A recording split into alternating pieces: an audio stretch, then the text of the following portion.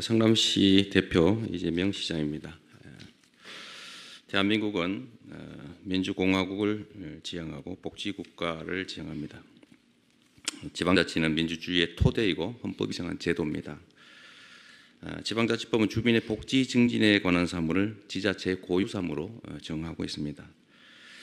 따라서 지방자치단체는 정부로부터 독립하여 고유의 자치권과 자체재원으로 주민복지정책을 집행할 권한이 있습니다. 물론 정부의 조정 개입이 전혀 없을 수는 없습니다. 그러나 정부의 조정 개입도 그것이 자치권의 본질적 내용을 침해할 정도에 이르러서는 안 되는 것입니다.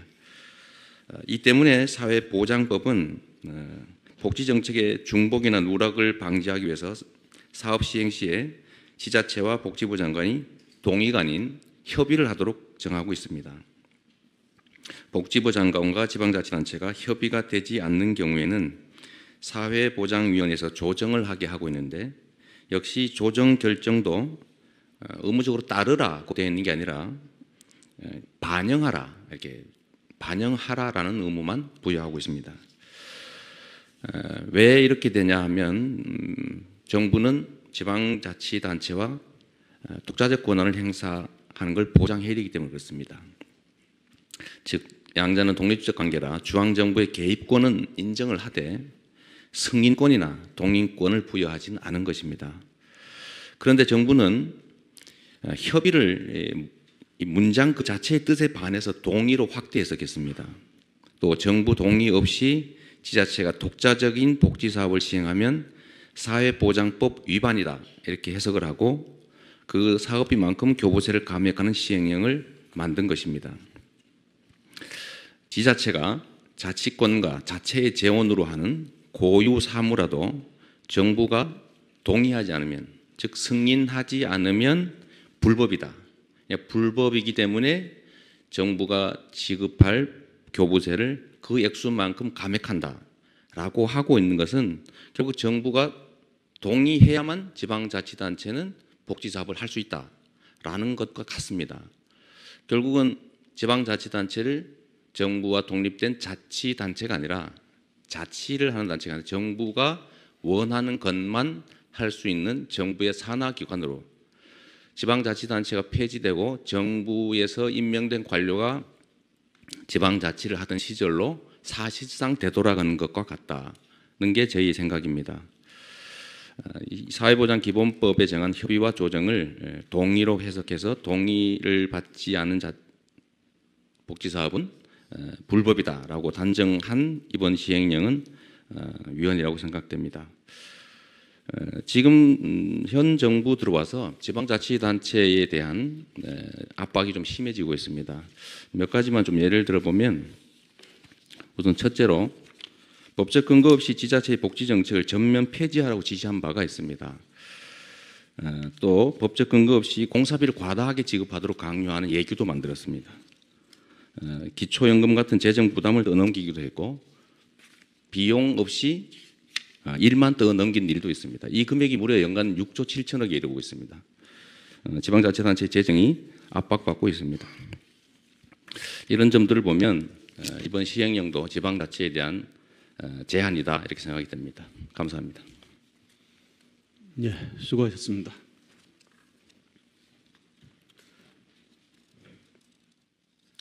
예, 그럼 청구인 서울특별시 대리인께서 10분 범위 내에서 변론해 주시기 바랍니다.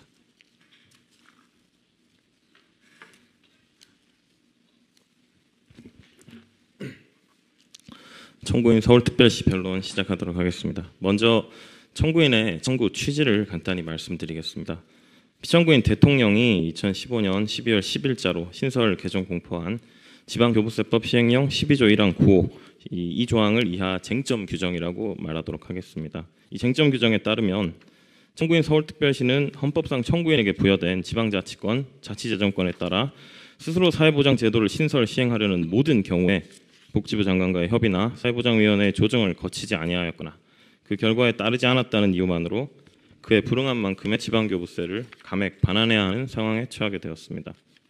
이와 같은 피청구인의 쟁점 규정 신설 개정 공포 행위는 청구인에게 헌법상 부여된 지방자치권, 자치재정권, 지방교부세법에 따른 교부세 수급권을 침해함과 동시에 헌법과 법률에도 위반됨이 명백하기에 청구인은 헌법재판소에 이 사건 권한쟁의 심판을 청구하기에 이르렀습니다.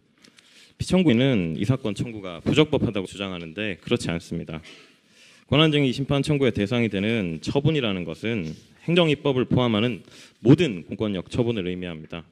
피청구인 대통령이 쟁점 규정을 신설, 개정, 공포한 행위는 행정입법 행위에 해당함이 명백하기 때문에 권한쟁의 심판 청구의 대상이 되는 처분에 해당합니다. 그리고 적법 요건 단계에서 요구되는 권한 침해라는 것은 실제 권한 침해 여부가 아니라 침해 가능성을 의미합니다. 그런데 쟁점 규정에 따르면 청구인이 사회보장 제도를 신설할 경우에 복지부 장관과의 협의나 위원회와의 조정을 거치지 아니하였거나 그리고 그 결과에 따르지 않으면 그에 불응한 만큼의 교부세를 감액 반환해야 됩니다. 이는 청구인의 지방자치권, 자치재정권, 지방교부세 수급권을 침해할 가능성이 충분한 것이므로 청구의 적법 요건에는 아무런 문제가 없습니다. 이제 사건 본안에 관해 말씀드리면 쟁점 규정은 헌법과 법률에 위반된다라는 점에서 청구인의 권한을 침해합니다. 첫째로 쟁점 규정은 집행명령으로서의 한계를 일탈하였다는 점에서 헌법과 법률에 위반됩니다.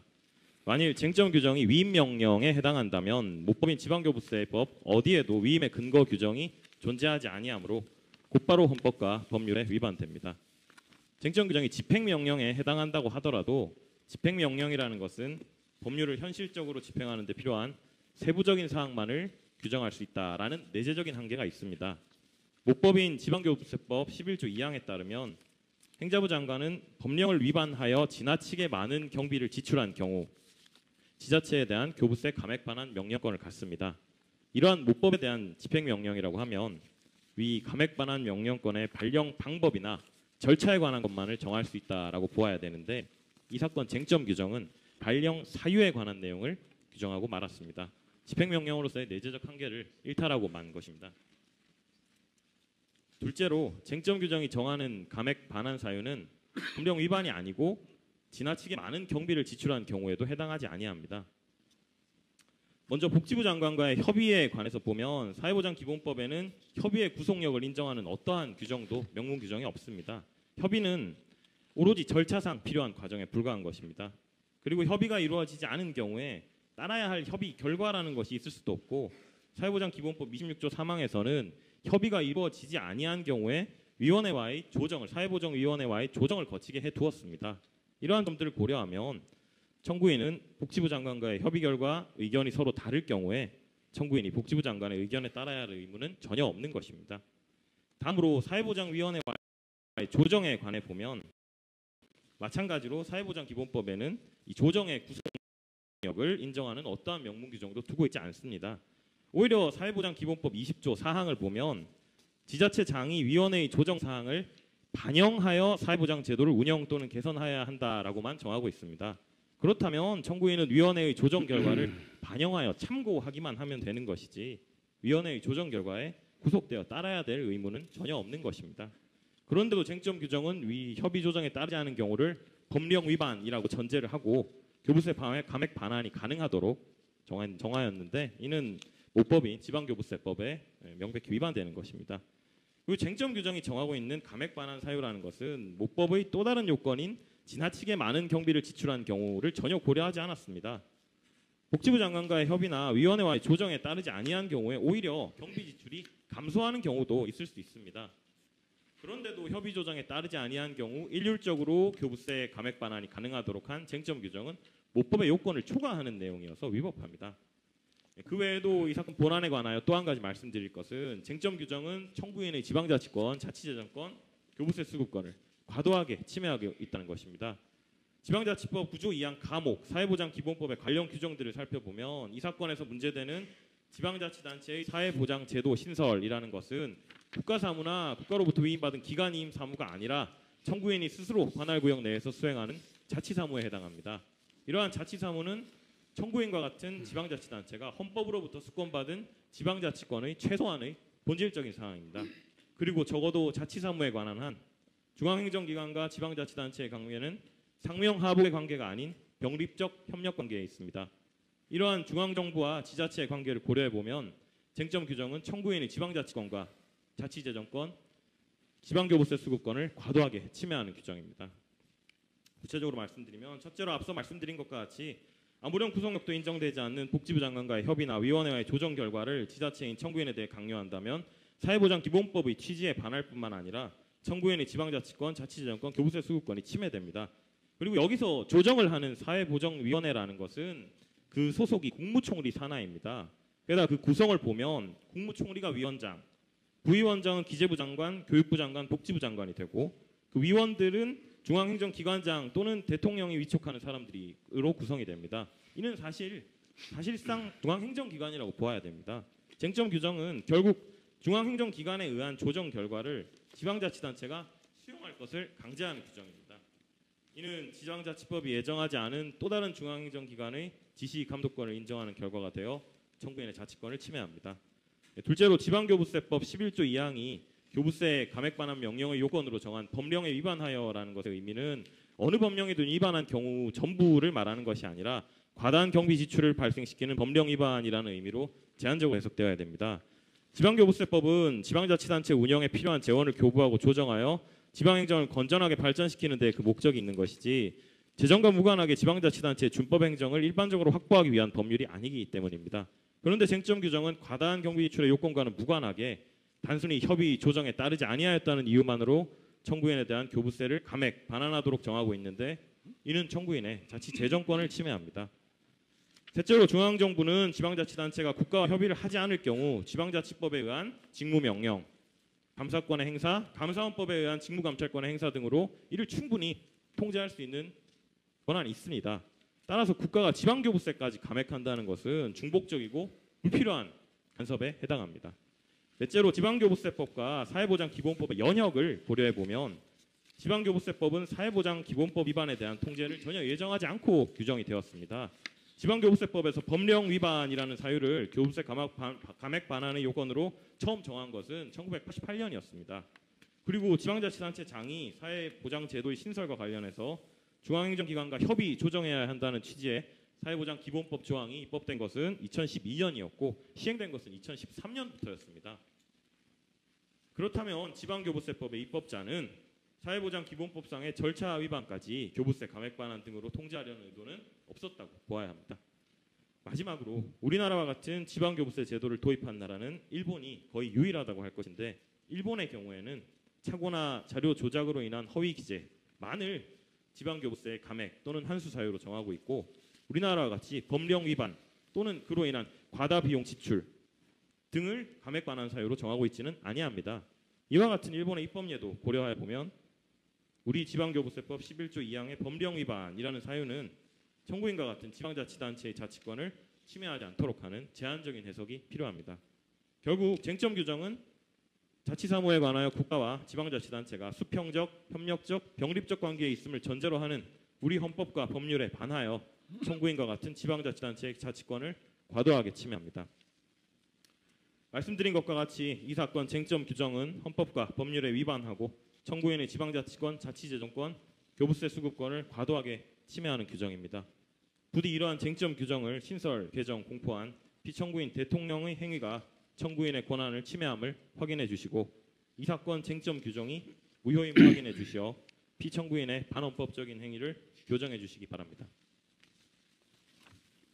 예, 수고하셨습니다. 예, 피청구인 대리인께서도 10분 범위 내에서 변론해 주시기 바랍니다.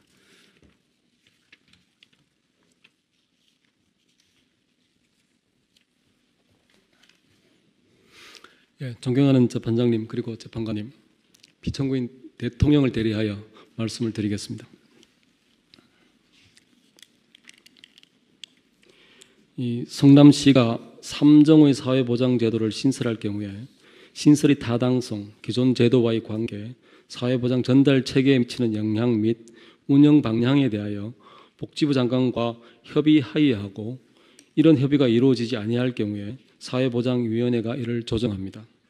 그런데 만약에 성남시가 3종 사회보장제도를 신설하면서 복지부 장관과의 협의 절차를 무시한다든가 협의 절차는 거쳤지만 협의가 이루어지지 않았음에도 불구하고 후속 절차인 사회보장위원회의 조정 절차를 무시하고 의도한 3종 사회보장 제도를 강행 실시한다든가 한다면 이런 성남시의 행위는 사회보장기본법 26조를 위반한 것이 됩니다. 성남시의 사회보장기본법 26조 위반 행위는 지방교부세법 11조 2항 중 지방자치단체의 법령 위반에 해당하게 되고 그로 인하여 지나치게 많은 경비를 지출한 경우에 해당한다고 평가되는 때에는 지방교부세법 11조 2항에 의하여 바로 행자부 장관은 성남시에 대하여 교부세를 감액하거나 교부한 교부세의 일부 반환을 명할 수 있습니다. 이것이 지방교부세법 11조 2항입니다. 이제 이 문제에 대하여 지방교부세법 시행령 12조 1항 9호를 살펴보겠습니다. 이 사건 권한쟁의 사건의 쟁점 규정입니다.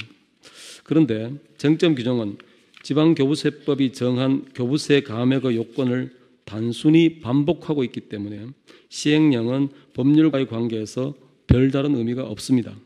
그리고 쟁점 규정은 교부세 감액의 한도에 관하여 협의 조정을 거치지 아니하거나 협의 조정 결과를 따르지 아니하고 지출한 금액 이내라고 그 최고 한도를 설정하고 있을 뿐이기 때문에 이것이 성남시의 권한을 침해할 가능성은 없습니다. 이렇게 보면 청구인들은 쟁점 규정 대통령령의 제정 행위로 인하여 그 권한을 침해당한 일이 없습니다. 청구인들이 주장하는 권한의 제한은 지방교부세법에 의하여 바로 발생하는 것이고 지방교부세법 시행령의 제정으로 인하여 새롭게 권한이 제한되는 것이 아닙니다. 청구인 성남시는 쟁점 규정을 위임 명령이라고 합니다. 그러나 쟁점 규정은 위임 명령이 아닙니다. 당연히 위임에 관한 모법 규정도 없습니다. 쟁점 규정은 앞서 본 것처럼 지방교부세법의 범위를 넘는 내용 자체가 없습니다. 지방교부세법 11조 2항의 교부세 감액 규정의 내용을 구체화하고 감액의 최고 한도를 설정한 것에 불과합니다. 그러므로 쟁점 규정은 집행명령에 해당합니다. 쟁점 규정에 따르면 지자체는 사회보장제도를 신설 또는 변경하는 과정에서 복지부 장관과의 협의 또는 사회보장위원회의 조정을 거치지 아니하거나 협의 조정 사항을 따르지 않을 경우 교부세의 감액 또는 반환이라는 부담이 발생하게 됩니다. 자치단체의 위법 행위에 대해서 교부세를 감액하도록 한 쟁점 규정은 지방교부세법에 따른 국가의 감독, 제재 권한 행사이며 그것이 청구인들의 지방자치권을 침해한다고 볼 수 없습니다.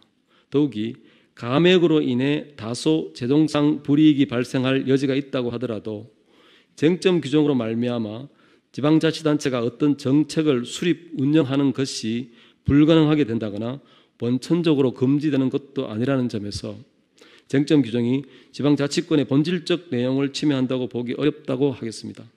오히려 쟁점 규정은 위법하게 지출된 범위를 한도로 하여 필요 최소한의 금액을 감액하게 함으로써 지방행정과 재정이 합법의 틀로 회복되도록 하는 행정적인 견제장치로 보아야 할 것입니다.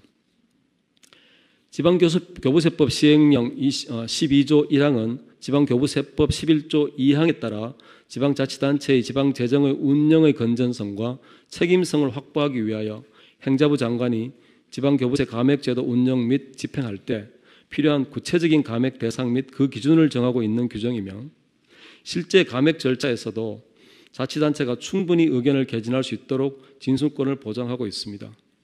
이 쟁점 규정 역시 이러한 지방교부세 감액제도의 일환으로 법령의 범위 내에서 제정된 것일 뿐이며 이로 인해 청구인들의 자치재정권이 훼손된다고 볼 수 없습니다.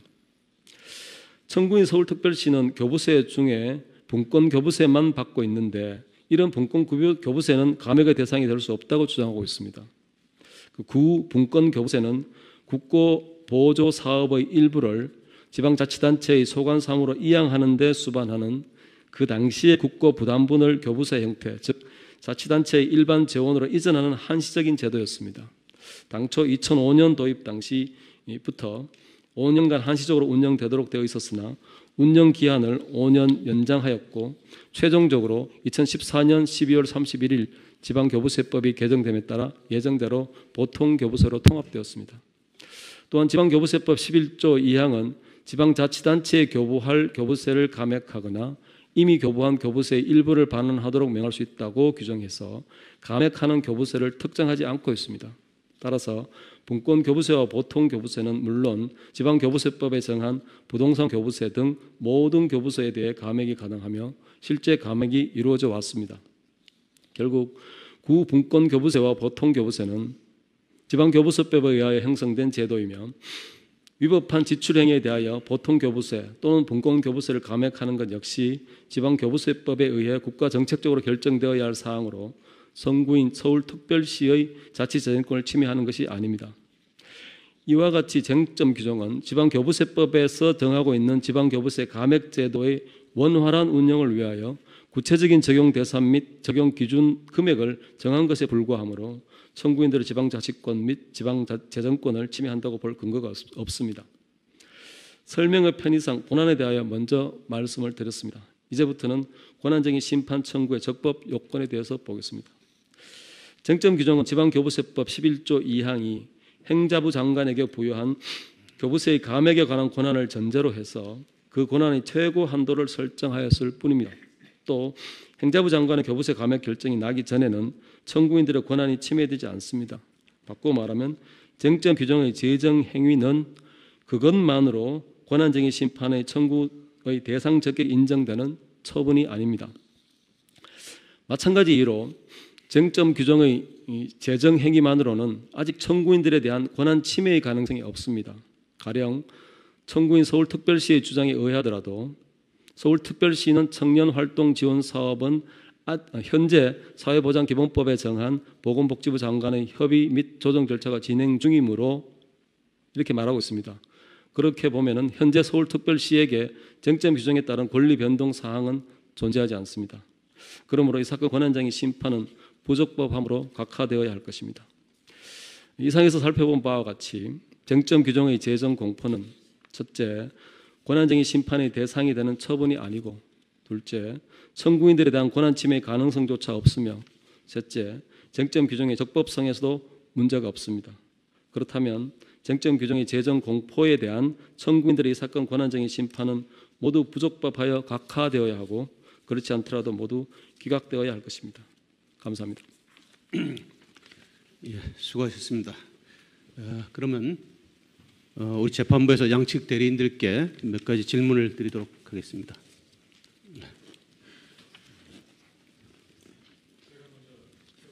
질문드리겠습니다. 마침 그 적법 요건을 피청구인 대리인께서 마무리 말씀을 하셨기 때문에 네. 연결되는 걸로 그거부터 좀 질문을 드리고 싶은데요. 예. 지금 이 사건 시행령이 법률에 있는 규정 내용을 단순히 반복한 것이지 예. 새로운 그 어떤 권한에 대한 규제 내용은 아니다 이렇게 말씀하셨습니다. 네.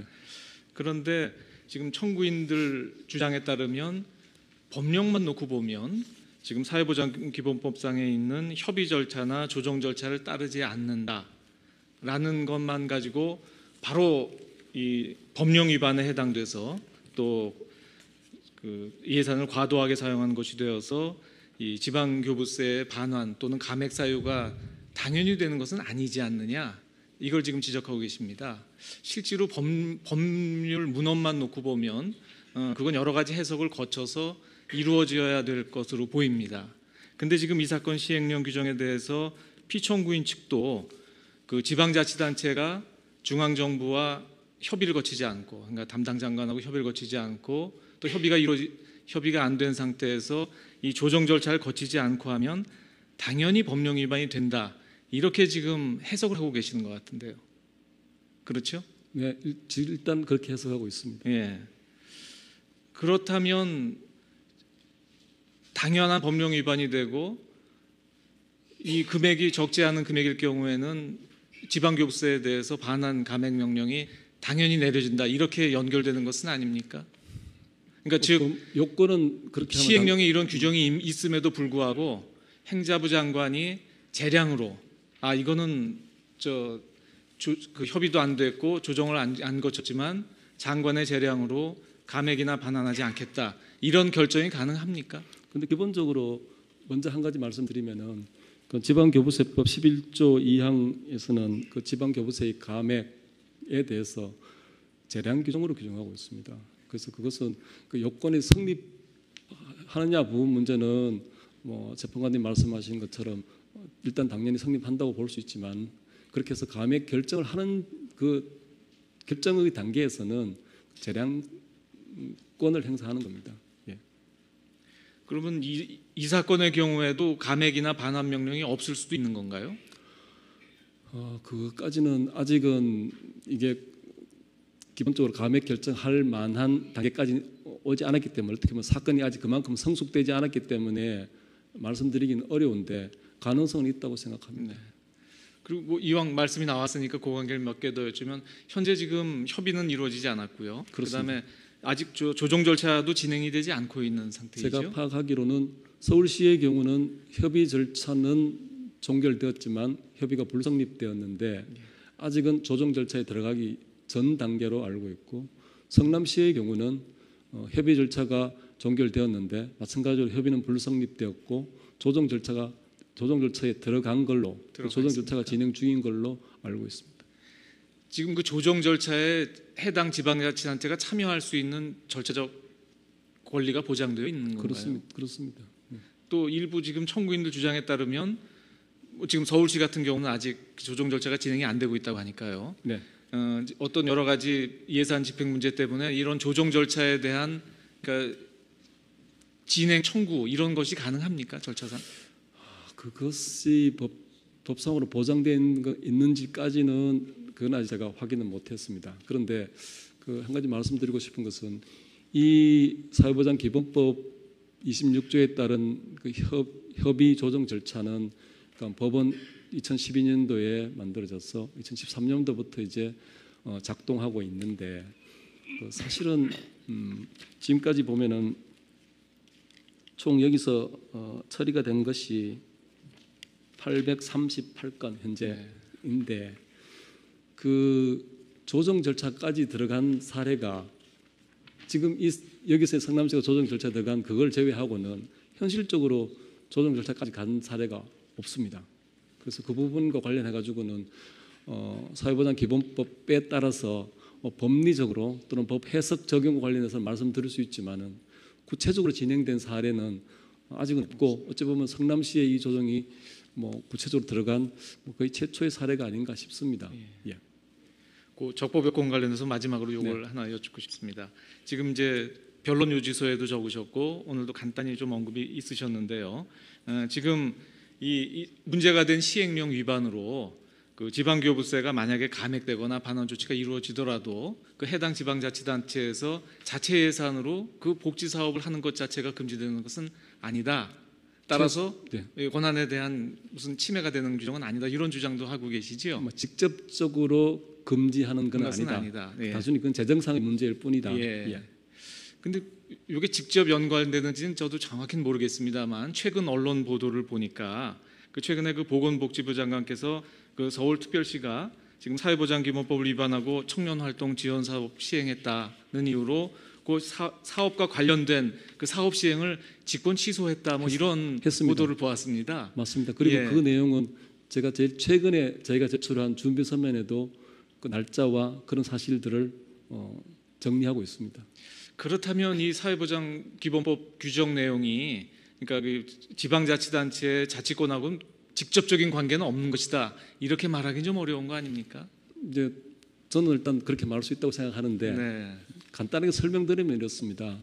그러니까 이 서울시에서 그 결국 이제 청년 관련된 이 사업에 대해서 서울시가 이제 그 대상자 결정을 하니까 보건복지부 장관이 거기에 대해서 시정을 명하고 그에 따르지 않으니까 이제 재판관님 말씀하신 직권 취소를 했습니다.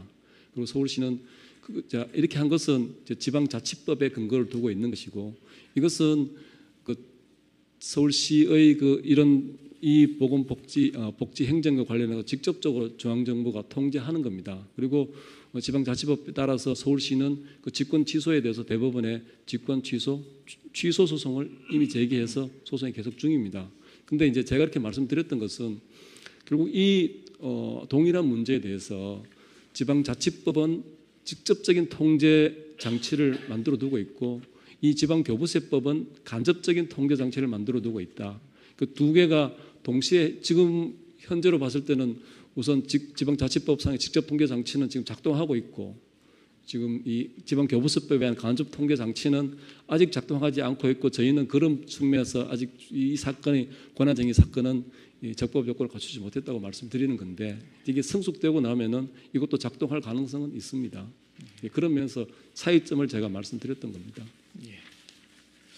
이 적법 요건 관련돼서 청구인 측에 한 가지 여쭙고 싶은데요. 우선 성남시 대리인께 여쭙겠습니다.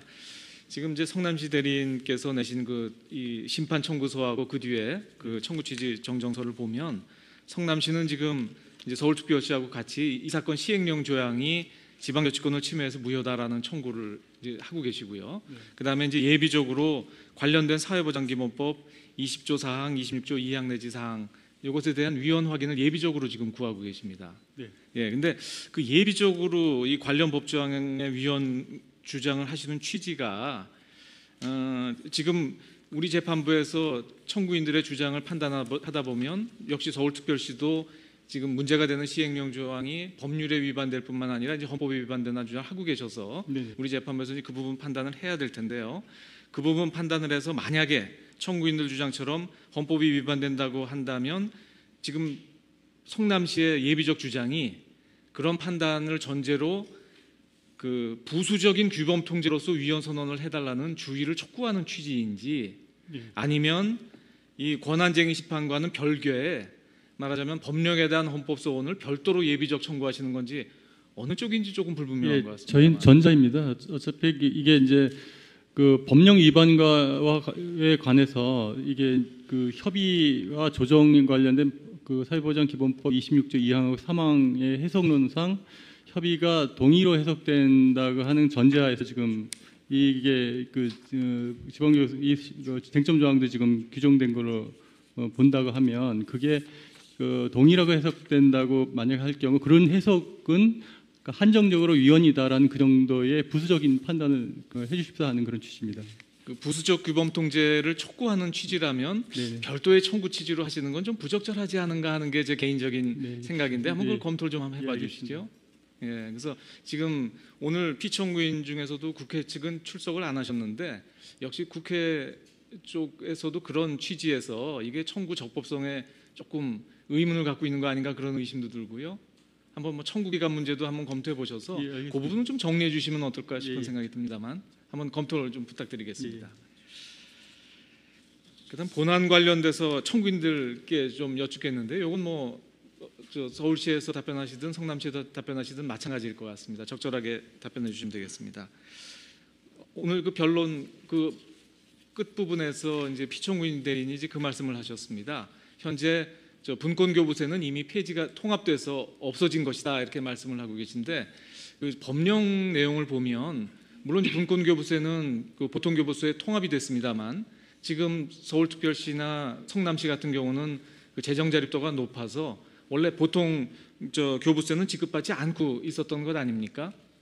그리고 종전에 그 지방 중앙 정부의 권한을 위임받아 처리하는 데 따른 말하자면 비용으로서 분권교부세를 받으셨던 것이지요.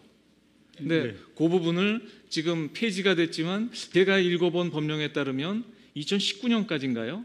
네, 한시적으로 이제 보통 교부세 명목으로 지급되지만 그 실질은 분권교부세가 아닌가 이렇게 읽히는데 그건 청구인들 주장이 그런 취지인 것이죠. 네, 그렇습니다. 예. 그렇다면 이 지금 지급되고 있는 보통교부세로 지급되는 종전의 그 분권교부세는 어떻게 사용 용도가 특정돼서 그 지급이 되는 것입니까? 보통교부세는 특정돼 있지 않습니다. 그러니까 용도는 특정돼 있지 않습니다. 분권교부세는요. 종전의 분권교부세는 그것도 용도가 특정돼 있습니다. 아 그것도 뭐 특정돼 있는 건 아니군요. 다만 그 보통교부세보다는 분권교부세는 최초의 그 배정 금액이 먼저 지정이 돼서 내려오는 것 아닙니까? 그러니까 일반 종전의 보통교부세하고 분권교부세가 지금은 물론 통합됐습니다만 종전의 그 금액의 배정이라든지 그 산정 내역 통지 같은 게 절차가 좀 다르지 않았습니까?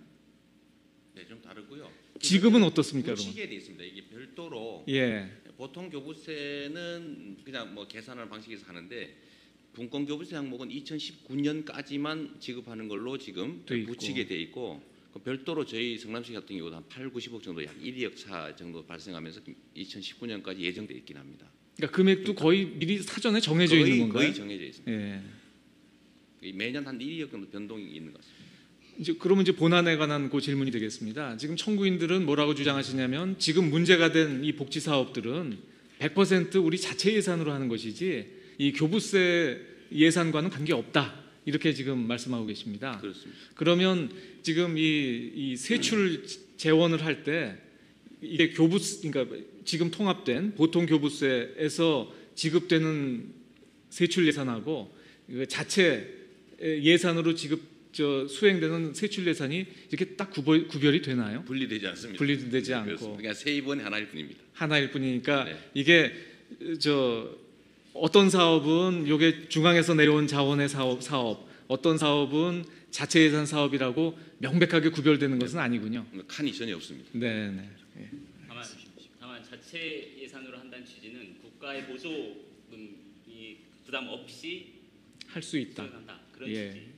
예, 알겠습니다. 관련돼서 피청구인 대리님께 이제 본안 관련 몇 가지 여쭙겠는데요. 지금은 이제 통합됐습니다만 종전에 분권교부세가 지급된 것이 기록에 보면 한 2005년부터 중앙 정부의 이제 사업을 지방에 일부 위임하면서 그 지급이 된 것이다 이렇게 되어 있는데요. 그때 2005년에 이 분권교부세가 만들어지면서 지방에 이양된 사업 중에 복지 사업도 있었나요? 그것까지는 제가 확인을 그것까지는, 예. 못해봤습니다. 예, 한번 혹시 자료가 있는지 한번 좀 챙겨서 좀 그렇게 하겠습니다. 보내주실 수 있겠습니까? 예, 네. 예.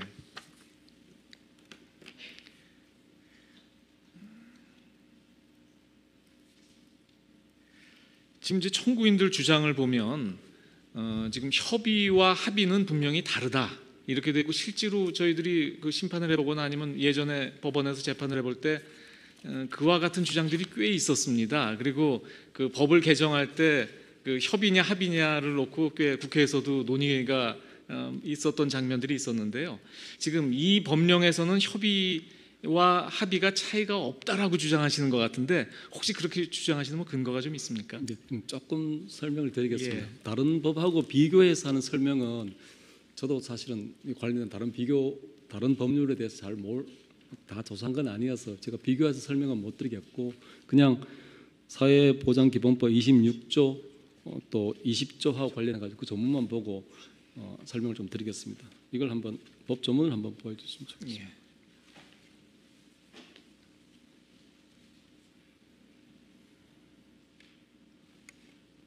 좀 크게 잠깐만 이게 어떻게 나와? 플러스. 네.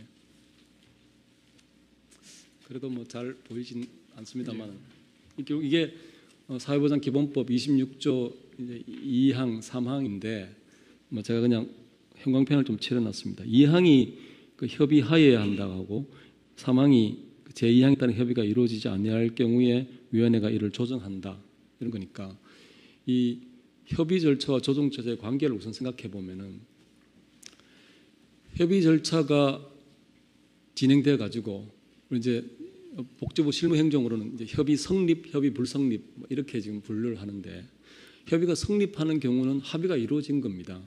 그래서 그 2항을 해석할 때 협의 절차가 종국된 결과로서 의미가 있는 것은 그 협의가 성립한 경우만 의미가 있지 협의가 불성립한 경우는 의미가 없습니다. 그렇게 보면 결국은 여기서 협의는 그 협의하여야 한다고 할 때는 협의 절차를 거쳐야 한다는 것인데 그거의 결과물인 협의는 합의일 수밖에 없습니다. 그러니까 협의 불성립은 의미가 없기 때문에 그러나 협의가 불성립됐을 때는 이제 3항에 의해서 조정 절차로 넘어가는 겁니다. 그래서 지금 이 부분과 관련해 가지고 청구인들은 처음 이 신청서 단계에서는 이런 부분에 대해서 쟁점을 크게 부각시키지 않았는데 최근에 준비 서면을 통해서 이제 이런 부분에 대해서 부각시킨 것 같습니다. 저도 그 준비 서면을 최근에 받아서 이런 부분에 대한 아직 대응 준비 서면은 못 내고 있는데 기본적으로 이 부분은 그렇습니다. 제 생각은 그 협의하에 한도 협의는 협의 성립만 의미가 있고 그렇다면 그 협의는 합의일 수밖에 없다 하는 말씀입니다. 그리고 지금 그 피청구인 주장에 앞서도 질문을 드렸습니다만 지금 이 사회보장기본법 아니면 지금 문제가 된 시행령 조항 위반만으로 바로 문제가 되는 것은 아니다. 그건 명백히 아니라고 이 저희가 지방교부세법에 따른 그 요건이 충족돼야 된다. 지금 그런 말씀이신 거죠? 그렇습니다. 그것은 저희가 이제 저희 답변서나 뭐 저희 모든 서면에서 일관되게 저희가 주장했던 것은 지방교부세법 그 11조 해당 조항은 분명히 그러니까 지방교부세 감액의 요건으로 법령 위반과 비용 과다 지출 부분이 있습니다. 그리고 이 쟁점 규정에 와서도 보면은 그 지방교부세법 시행령 그 해당 1항에 보면은 똑같은 문구를 반복하고 있습니다. 그러니까 그것이 전제가 되어서 지금 쟁점 규정인 9호 이 사회보장 기본법 관련된 해석을 할 때도 그건 명백히 그렇습니다. 그러니까 마찬가지로 법령 위반과 비용 과다 지출 이 두 요건이 다 충족되어야만 교부세 감액의 대상이 됩니다. 그렇다면 지금 비용 과다 지출 여부에 대한 심사는 어떻게 이루어지나요? 그거는 예를 들면 어떤 기준 같은 게 있습니까? 그거는 대단히 어려운 문제이고 저도 그런 부분에 대해서 관계 좀 행정자치부에 대해서 문의를 하고 해봤는데 제가 지금 재판장님 질문에 대해서 보고 드릴 만큼 뚜렷한 기준을 제가 듣지는 못했습니다. 현재 법조문 그대로고 그거를 아까 말씀드렸듯이 교부세 감액 결정도 재량형이고 그렇다면 그 내부적으로 나름대로 기준을 정해서 운영할 거는 같은데 제가 보고 드릴 만한 구체적인 내용이 있는 말씀은 저는 듣지는 못했습니다. 저로서는 제 질문은 끝으로 청구인들 대리인께 한 가지 뭐 질문 겸 궁금한 걸 하나 여쭙고 싶습니다. 피청구인 대리인께도 질문을 드렸습니다만 아까 말씀드린 것처럼 그 2005년에 분권교부세가 만들어질 때 그 중앙정부로부터 이양되어 온 그 복지 사업이 별도로 있었는지, 그러니까 아마 중앙정부에서 어떤 일률적으로 내려가는 것도 있을 수 있을 것 같습니다. 또 반면에 서울특별시나 성남시에 어떤 특별한 사업이 있을 수도 있을 것 같습니다. 뭐 가능성이 높지는 않을 것 같은데요. 혹시 그런 게 있었는지 지금은 아마 답변을 못 하실 것 같고 피청구인 측에도 자료를 요청했습니다만 청구인들 측에서도 혹시 2005년 그런 관련 자료가 있으시면 그 제출을 좀 해주셨으면 하는 말씀을 드리고 싶고요. 지금 제가 드릴 질문은 지금 청구인들 주장은 현재 지금 문제가 된 복지 사업은 그 전 단계 참 기본적인 질문으로는 이 복지 사업은 지금 양 당사자 간에 중앙 정부가 하는 복지 사업이 있고 그다음에 지방자치단체가 또 별도로 하는 복지 사업이 있다. 이 점에 대해서는 쌍방 다툼이 없는 것이죠. 그러니까 예를 들면 복지 사업은 중앙 정부 사업이기 때문에 그거는 지방 정부에 하는 것은 중앙 정부가 이양한 사업이다. 이런 주장은 전혀 아니신 않습니다. 거죠. 예. 그리고 지금 청구인들 주장은 지금 수행하고 계시는 문제가 된 사업은 지방자치단체에서 독자적으로 하는 독자적인 복지 사업이라는 그런 말씀이신 것이죠. 예.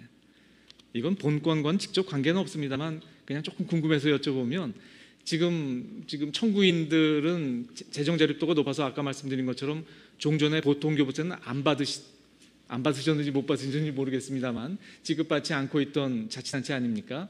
그래서 한시적으로 지급되는 현재 보통교부세가 만약에 뭐 감액되거나 뭐 반환 명령이 내려질 경우에 실질적으로 재정 운영에 좀 문제가 생기나요? 요건 그냥 이 본과 관계없이 그냥 궁금해서 여쭤봅니다. 성남시의 일반 회계 예산이 1조 6천억 정도 됩니다. 그리고 이 중에 지금 정부로부터 성남시가 받는 그 교부세는 올해 경우에 보니까 87억 정도여서 우리 문제되고 있는 이 3대 뭐 복지 사업, 자치 사업 금액의 3분의 1 정도에 불과합니다. 뭐 치명적인 타격은 아니지만 어떤 영향이 없을 수는 없고 한 말씀만 더 드리면 지금 재정 자립도라고 하는 숫자의 의미를 좀 한번 저희가 생각해봐야 됩니다.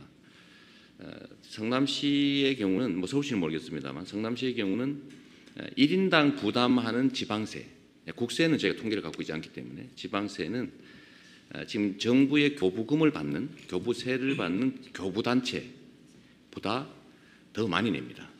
저희가 뽑아보니까 17만 원 정도 더 내고 있었는데 현재 배정된 그러니까 1인당 예산은 오히려 다른 정부 교부세를 받는 자치단체보다 더 적습니다. 경기도만 비교하면 6개시는 불교부 단체여서 자체 재원으로 필수 경비를 조달한다는 이유로 정부가 교부금을 주지 않고 교부세를 다른 데는 교부세를 주는데 정부가 주는 교부세를 합쳐서 통계를 뽑으면 6개 도시 불교부 단체의 1인당 예산이 28만 원이 더 적습니다. 그런데 왜 이 6개 도시 중에서 예를 들어 성남시가 자체 예산을 가지고 별도의 독자 사업을 혹시 돈이 많아서 하는 거 아니냐는 오해를 하고 계신데 실제로 그런 게 아니라 돈이 많아서가 아니라 실제는 더 적고 그런데 가능한 이유는 교부세의 비중이 너무 높기 때문에 이 교부세는 자치단체가 아낄 경우에 내년부터 교부세 지원 금액이 줄어듭니다. 그리고 실제로 그런 건 잘 없지만 남긴다 이렇게 되면 반납을 해야 됩니다. 그리고 절약을 하더라도 다른 용도에 쓸 수가 없습니다. 그러나 이 불교부 단체는 다른 용도에 쓸 수가 있죠. 그래서 재정의 자율권은 높고 정부의 통제력은 떨어지지만 재정 이용의 효율성이 올라가기 때문에 다른 사업이 가능한 겁니다. 이 구조를 조금 이해해 주시면 저희 좋겠습니다. 돈이 혹시 성남시는 많이 남아서 다른 데 못하는 거 아니냐 이러는데 1인당 예산 그러니까 정부 지원금을 포함한 1인당 예산을 따지면 안산 이런 데가 성남보다 더 많습니다. 그런 점들 한번 감안해 주시면 좋겠습니다.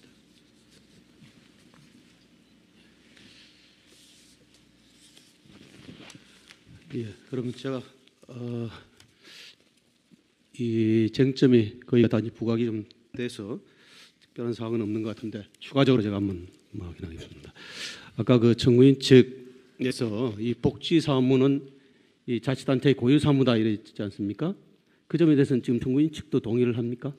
그러니까 모든 복지 사무가 자치단체의 고유 자치 사무는 아니겠지만 지금 청구인들이 주장하는 이런 종류의 사업은 자치단체의 자치 사무, 고유 사무로서 복지 사업이라고 생각합니다. 그 점은.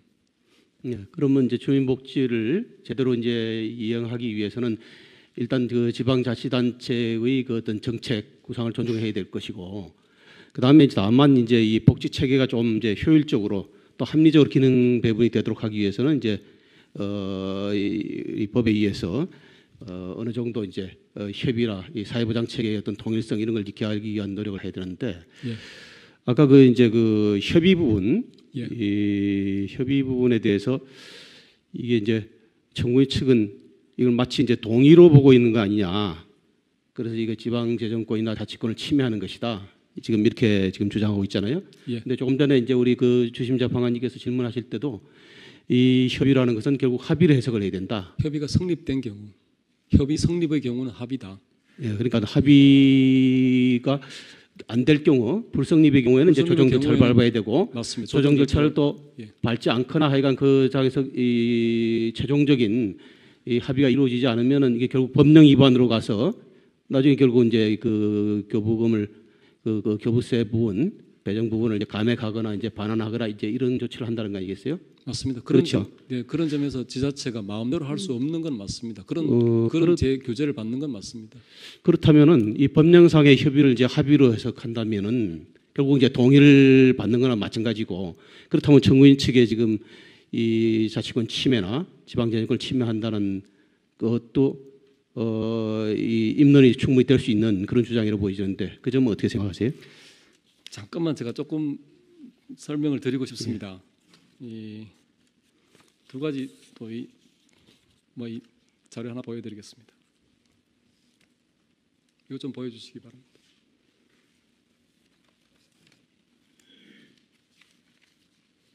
사회보장 기본법의 지금 그냥 협의 조정 절차를 그냥 아주 간략하게 그냥 그림으로 그려보면 이런 겁니다. 지금 이게 이제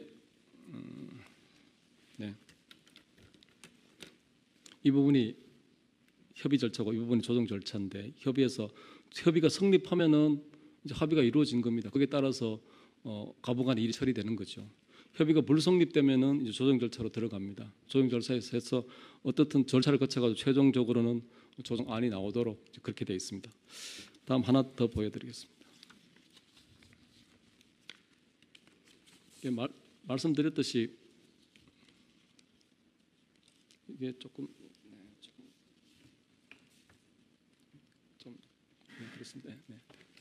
이게 좀 잘 보이실지 모르겠습니다만은 이게 제도가 시행된 건 2013년부터입니다. 그래서 아직 사건이 많지는 않은데 지금 현재 이 협의 건수가 지자체 중앙 다 합쳐서 여기 있는 것처럼 838건이 있습니다. 그 중에서 여기 협의 요 노란색 부분이 협의 성립 부분입니다. 협의 성립 부분을 보면은 733건 협의가 성립됐는데 그 뒤에 보면은 동의가 625건, 그다음 부동의가 83건 해가지고 이게 협의가 성립됐다고 해서 다 지자체가 원래 원하는 사업들을 하는 건 아닙니다. 부동의 되어서 결국 안 하는 것으로 끝난 것도 안 하는 기로 이제 협의가 성립한 거죠. 근데 통계적으로 이 밑에 제가 보면은 지금 이 부분을 제가 한번 읽어보면은 거의 모든 지자체들은 복지부와 협의 결과를 수용하고 있으며 지자체 원안에 대한 복지부의 동의율도 85% 이상입니다.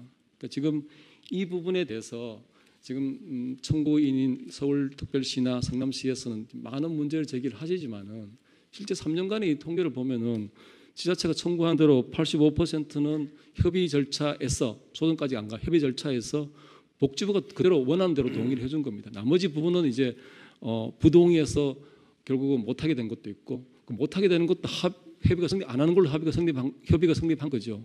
또 조정해서 대안을 공고하거나 이렇게 해서 처리된 것도 있는 겁니다. 이런 부분에 대해서 청구인께서 뭐 지방자치권의 본질적인 침해다 뭐 이렇게 주장은 하실 수 있겠지만은 현실은 놓고 보면은 반드시 그런 것은 아니고 좀 제가 느끼기에는 그 지방자치권, 지방재정권 이런 부분에 대해서 좀 과도하게 그 주장을 하시는 거 아닌가 싶습니다. 예, 이상입니다. 예, 이어서 그 질문을 드리면은 아까 그 사회보장기본법의 협의 조정은 결국은 이 사회보장제도의 어떤 통일성을 기하기 위한 그런 한목적성 통제인데 예. 그게 이제 자치권의 어떤 본질을 침해해서는 안 된다는 예. 그런 주장 아니겠어요? 예. 예, 그런데 결국은 이제 이런 부분들이 이 예산을 단순히 이제 감액 조정하는 정도에 그치질 않고 본질적으로 이제 정책을 이제 수행을 못하게 하는 이 근원적인 이제 그런 기능을 발휘한다면은 결국은 이제 이 지방자치권을 보장한 거하고 이 상치되는 것이 아니냐라는 그런 주장인데 그걸 원래 사회보장기본법의 취지가 협의라고 되어 있는 것을 합의라고 해석하는 것은 결국은 지나친 해석이 아니냐라는 그런 지적으로 보여지는데 그 부분에 대한 제 대답은 이렇습니다. 이 사건 현재 지금 서울시와 성남시의 지금 문제 3개, 1개 이 사업만 놓고 보면 아까 절차에 대해서 제가 말씀드렸듯이 모두 협의는 불성립했고 하나는 조정 들어가기 직전 단계이고 다른 한 3건은 조정 절차에 들어가 있습니다. 그러면 저는 생각에는 이 지금 쟁점 규정하고 관련해서 생각해 봤을 때는 이것은 그러니까 쟁점 규정에 협의 조정 조정을 거치지 아니한 경우를 요건하고 있고 또 뒤에 가면은 협의 조정 결과를 따르지 않는 것을 요건하고 있는데 지금 이제 이 사건만 놓고 직접 여기 어디에 해당되느냐고 보면은 그것은 협의 조정 절차를 거치지 않은 겁니다. 그러니까 협의는 불성립했고 그러면 조정을 들어가야 되는 건데 또는 조정 절차가 진행돼야 되는 건데 아직 그 하나는 진행되고 있고 하나는 진행되기 직전인데 지금 청구인들은 그럼에도 불구하고 이걸 무시하고 지금 원하는 복지 제도를 지금 운영하고 계신 거죠. 그런 점이 이제 문제가 있다는 겁니다. 예, 이건 다른 질문인데 지금 성남시에서는 지금 2015년 3월달에 이 공공산후조리원 제도를 지금 신설해서 그것도 지금 시행하고 있는 것으로 지금 보여지고, 예, 그다음에 이제 8월달에 교복 지원 제도를 변경을 해서 중학교 신입생에게 무상 교복 하고 있는 걸로 알고 지원을 있습니다. 하고 있죠. 근데 이거는 이 사회보장기본법에 의한 협의 조정 절차를 지금 거친 겁니까? 일부는 지금 거친 걸로 보이지는데. 그러니까 보고 말씀드렸듯이 협의 절차는 거쳤는데 협의가 불성립되었고 이제 조정 절차가 진행 중입니다. 그 조정 절차를 거치고 있는 중이죠. 예. 그런데 그러면 결국은 지금 청년배당 제도 이 부분도 지금 마찬가지 그런 상태에 있는데 성남시 3종이 보장 사업이 다 그렇습니다. 예. 그런데 왜 이 청년 배당 제도에 대해서는 문제를 삼아서 이것을 지난 그 8월 달에 이 직권 취소를 했고 현재 취소 소송이 지금 그것은 서울시 사건입니다. 서울시에 성남시는 아직 3종 성남시도 지금 이 경기도지사가 지금 무효 확인 소송을 지금 제기한 걸로 되어 있는데 네, 의결 무효 확인 소송 제기했습니다. 그렇죠. 근데 그것은 예. 조금 다릅니다. 예산 의결 무효 소송이 지금 대법원에 있는데 예. 그것은 경기도지사가 그러니까 성남시를 감독권을 행사하는 과정에서 예. 그 원고가 경기도입니다. 예. 그 마찬가지 직권 차원에서 이제 같은 차원에서 이제 그는 뭐 본질적으로 경기도에서 이제 문제 삼은 문제는 거예요. 똑같은 것이나 소송의 형태는 매우 다릅니다. 원피고가 바뀝니다. 직권 취소로 가면은. 예. 네, 제가 잠깐 보충 설명을 드리면 이해를 돕기 예, 위해서 그러시죠.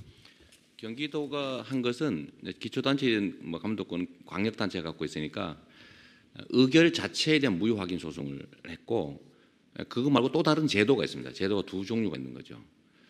취소할 수도 있는데 경기도는 취소까지는 하지 않았습니다.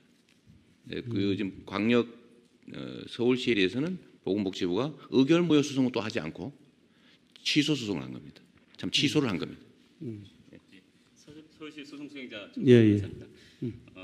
먼저 서울시부터 말씀드리겠습니다. 예. 지금 서울시는 이제 청년활동 지원 사업과 관련하여 작년 이제 2016년 예산으로서 90억 원을 책정해서 서울시 의회가 의결하였습니다.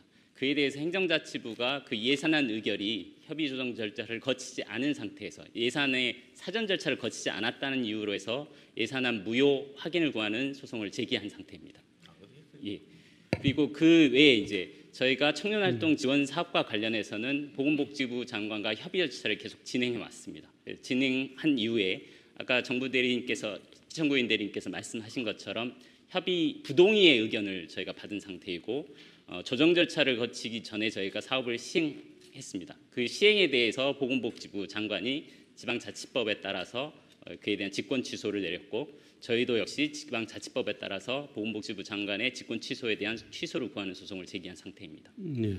그 서울시에 대한 이제 그 부분에 대해서 직권 취소한 것이 법령 위반을 이유로 한 거죠? 예, 그렇습니다. 예? 조금 더 부연해서 말씀드리면 이제 보건복지부 장관은 협의 절차를 부동의했기 때문에 그 사업을 시행한다는 것이 사회보장 기본법 위반이다라는 입장입니다. 이에 반해서 서울시의 입장은 사회보장 기본법에서 정하고 있는 것은 보건복지부 장관과 협의를 하고 협의가 이루어지지 않을 때에는 사회보장위원회에서 조정을 하며 조정의 결과를 반영하여 사회보장 제도를 운영 또는 개선해야 한다라는 것이 사회보장 기본법의 문헌 그 자체입니다. 따라서 서울시는 그에 따라서 사회보장위원회 조정을 거쳐서 반영할 것이기 때문에 그에 대한 법령 위반이 문제가 생기지 않는다라는 입장입니다. 네, 알겠습니다. 그래서 이제 법령 위반을 전제로 해서 맞습니다. 예. 그 소송에서는 법령 위반의 전부가 핵심 쟁점입니다. 예, 그래서 취소를 했고 네, 맞습니다. 그게 이제 앞으로 이제 문제가 되면 이제 과다 지출 부분이 성립이 되면은 이제 감액을 할 수도 있는 그렇습니다. 명령할 수 있는 네. 그런 상황이라는 그렇습니다. 거죠. 예.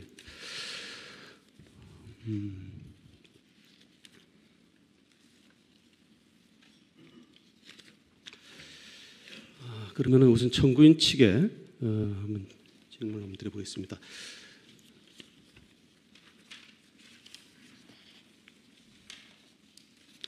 이 지금 청구인 측은 이 사회보장기본법의 규정 내용이 이것이 지금 이 협의 조정을 거치도록 하고 있지만은 그것이 이제 이 사실상의 실질적인 이제 협력을 하는 이제 그런 조항 정도로 해석을 하고 그것을 그 절차상에 이제 그 다소 문제가 있다 하더라도 그것이 법령 위반은 아니다라는 그 지금 대전제를 지금 하고 있는 거죠. 예. 그런데 지금 아까 얘기했던 그 이제 교복 지원 제도하고 공공산후 조리원 제도 그 부분도 지금 마찬가지 입장에서 지금 강행하고 있는 그런 상황입니까? 아니면은 제가 잠깐 말씀드리면 예. 지금 현재 그 협의 조정 제도를 정부에서 시간을 끌고 있기 때문에 실제로 그 절차를 존중하는 시행을 할 수가 없게 됩니다. 지금 아마 피청군 인정하시겠지만 조정을 위한 사회보장위원회는 제가 보기엔 한 차례도 열린 일이 없는 것 같습니다. 이런 문제로. 지금 저희가 작년 3월에 이걸 협의를 시작했는데 지금 1년 6개월이 된 상태에도 진 적이 없습니다. 그래서 실제로는 이걸 못하게 되는데 정부에서 동의 안 하면 위법이다 이렇게 단정을 하고 저희한테는 교부금 감액을 하겠다라고 지금 시행령까지 만들었기 때문에 저희는 정부에서는 이 끝까지 아마 동의하지 않을 거다라고 볼 수밖에 없는 상태입니다. 지금도 실제 진행은 전혀 되지 않고 있어서 정부의 이 반대라고 하는 것은 협의에서 반대 의견을 낸 정도로 저희는 생각하고 법 문헌이 그렇기 때문에 이거는 좀 위법은 아니다라고 판단하고 시행하고 있습니다. 그런데 이제 국가의 입장에서 보면은 그 사회보장기본법의 취지를 보면은 이 지방재정 운영이 합리적으로 돼야 되고 또 그 효율성을 기해야 되고 또 국가 전체 사회보장 체계 그 운영에도 이제 부합해야 되는 것이 당연하고 특히 이제 이 자치단체가 이 선거에서 이제 이 장이 선출이 되기 때문에 어떤 그런 선심성 행정 소위 그다음에 이제 복지 행정이 어떤 그런 소위 포퓰리즘적인 이제 이런 방향으로 나아갈 때 그 제동을 걸 수 있는 거 아니겠어요? 네. 그렇지 않습니까? 그죠? 그러니까 제동을 거는 것도 가능하고 정부가 아무런 통제권을 행사하지 말아야 된다는 것은 아닙니다. 당연히 이제 조정할 수 있는데 이 사회보장기본법도 법 취지가 중복과 누락을 막기 위해서 있다고 법 문헌에 되어 있습니다. 그러니까 정부에서 하고 있는데 뭐 또 더 주기 위해서 말 한다든지 이런 건 옳지 않다는 것이고 다만 지금 이 사회보장법의 취지는 또 협의해서 스크린 좀 하고 조정하자. 그러니까 너무 과하지 않게라는 의미인데 이런 법률 조항이 몇 군데 있습니다. 그러니까 협의해야 되고 아니면 중앙 정부가 하는 것을 따라야 된다가 아니라 반영해야 된다는 조항이 가끔 발견되는데 대표적으로 공기업 이전 특별법이라든지 뭐 보금자리 특별법 이런 법률들을 보면 해당 토지 지역에 대한 무슨 건축 허가, 도시계획, 용도, 토지 용도 등에 대해서 중앙 정부가 결정하면 이를 반영해야 된다라는 조항이 꽤 많이 발견됩니다. 그건 왜 그런 조항이 있냐면 중앙 정부에서 예를 들면 성남시 안에 도로공사가 이전하는데 그 도로공사의 토지를 빨리 팔기 위해서 주거용으로, 뭐 주거 지역으로, 일반 상업 지역으로 해서 팔 경우에 그 정해진 것을 해당 자치단체는 100% 따르라, 그것도 따라야 된다가 아니고 반영하여야 한다 이런 조항들이 들어있는 거죠. 그거는 정부의 방침을 일부 관철하되 그렇다고 정부가 일방적으로 100% 통제권을 갖게 되면 지방자치라고 하는 게 부인되니까 중간 절충적인 형태를 취했다고 저는 판단됩니다. 그래서 말씀하신 것처럼 자치단체들이 소위 포퓰리즘적인 복지정책을 함부로 마구 시행할 경우에 통제장치가 있어야 되지 않느냐. 통제장치가 없는 게 아니라 첫째로는 의회의 통제가 있습니다. 지방자치단체 하나의 정부이기 때문에 의회라고 하는 통제 시스템이 작동하고 두 번째는 위법인 경우에는 상급단체의 시정 지시가 가능하고 또 세 번째로는 재정의 한계 때문에 무한대로 복지정책을 할 수가 없습니다. 아까 말씀드렸던 것처럼 일반적인 오해에 성남시는 돈이 많으니까 하지 않냐 하지만 1인당 배정된 예산은 다른 자치단체보다 더 적은 경우도 있습니다. 안산이 더 많습니다. 안양 이런 데하고 좀 비슷하고 뭐 이런 점들이 있는데 자율권을 부여하면 필요한 곳에 필수 비용을 최대한 아낀 만큼 독자적인 사업을 하게 하는 게 지방자치를 하는 본질적인 이유라고 저는 판단합니다. 그런데 이 부분에 대해서 통제 권한을 지나치게 계속 확대하고 있는 것이 문제인 것이죠. 그래서 이 법 문헌에 따라야 된다. 그러니까 협의를 하고 승복하는 게 아니라 예를 들면 이걸 합의로 이행하면 그 다음 절차는 원래 불복 절차가 돼야 맞는 거겠죠. 그런데 협의이기 때문에 당사자 간 협의가 안 되니까 약간 제3자적 입장에 있는 사회보장위원회가 안 되는 협의를 조정해 주겠다. 그러나 이것도 여기서 사회보장위원회는 정부기구이니까 정부에서 한 거를 중앙정부가 하는 일방적으로 그 따르게 하면 사실상 지방자치를 본질적으로 부정하게 되기 때문에 반영하여야 한다라는 정도로 사실 조정하고 있는 것이라고 생각됩니다. 예. 그런데 지금 그 취지는 충분히 뭐 이해를 하겠는데요. 성남시에서 지금 그 청년 배당 제도를 하면서 그 초기에 이제 그런 보도가 있었던 걸로 알고 있는데 그것이 이제 본래 그 목적과 용도대로 사용이 안 되고 네.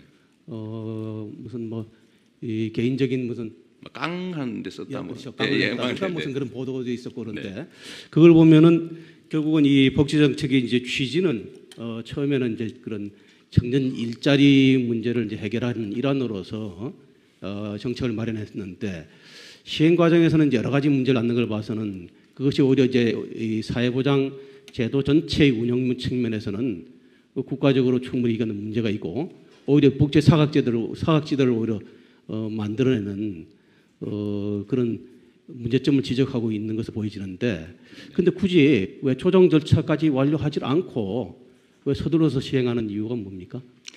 우선 이 청년배당 관련해서 깡 이런 얘기는 악의적 왜곡입니다. 제가 말씀드리면 청년배당 정책은 청년의 일자리를 만들기 위한 정책이 아니고 청년의 일반적인 복지 증진을 위한 목적 하나 하고, 두 번째는 지역 경제 활성화라고 하는 다른 목적이 동시에 존재합니다.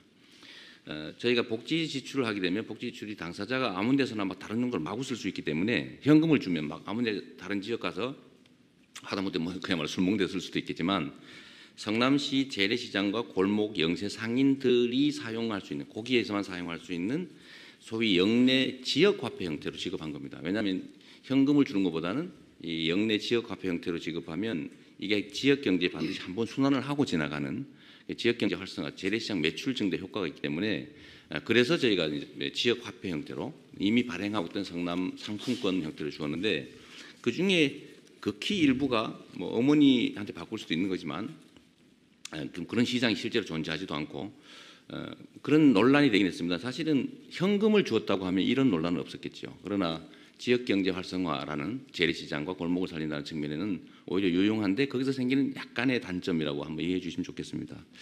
그리고 하지 않는 새로운 정책을, 정부가 원치 않는 새로운 정책을 하는 것 자체는 통제되지 않느냐라는 말씀에 일면 저희는 동의합니다만, 유럽이나 이 선진 국가들의 경우에는 사실은 복지 정책은 다 각 자치단체들이 쭉 진행을 한 다음에 실험적으로 잘 된 것들을 중앙정부의 전국적 정책으로 채택하는 경로를 밟고 있습니다. 그런데 지금 우리나라처럼 중앙정부가 모든 복지 정책은 균등하게 하겠다고 하는 것은 해당 지역의 특성에 따른 독자성이라고 하는 것을 사실은 좀 부인하는 방향으로 가고 있는 거 아니겠습니까? 그러니까 지방자치를 하는 이유는 그 지역에 맞는 좀 독자적인 정책들을 다른 지역과 다르게 좀 한번 해봐라. 그렇다고 해서 돈을 찍어내서 하는 건 아니고, 이미 정부에서 정한 조세 법률주의에서 정부가 이미 확정되어 있는 예산 범위 내에서 어떤 게 가장 주민들의 복지 증진에 도움이 되느냐. 그렇다고 빚을 내는 것도 아니고 지방채 발행하는 것도 아니니까요. 그러니까 그런 건 다 통제되고 있습니다. 중앙정부에서 지방채 발행 한도라든지 세금은 다 통제하지 않습니까? 이 범위 안에서 어떻게 하면 주민들이 가장 바라는 주민들 지역에 유효한 정책을 만들 것이냐는 것은 해당 지방자치단체 주민과 자치 좀 맡겨두자라는 게 지방자치제도의 취지라고 생각됩니다. 물론 중앙정부 입장에서는 하지 않는 정책을 왜 이 지역에서만 하느냐라고 할 수 있겠지만, 그것이 바로 지방자치단체들의 개성과 특성을 발휘하게 되는 계기가 아니냐.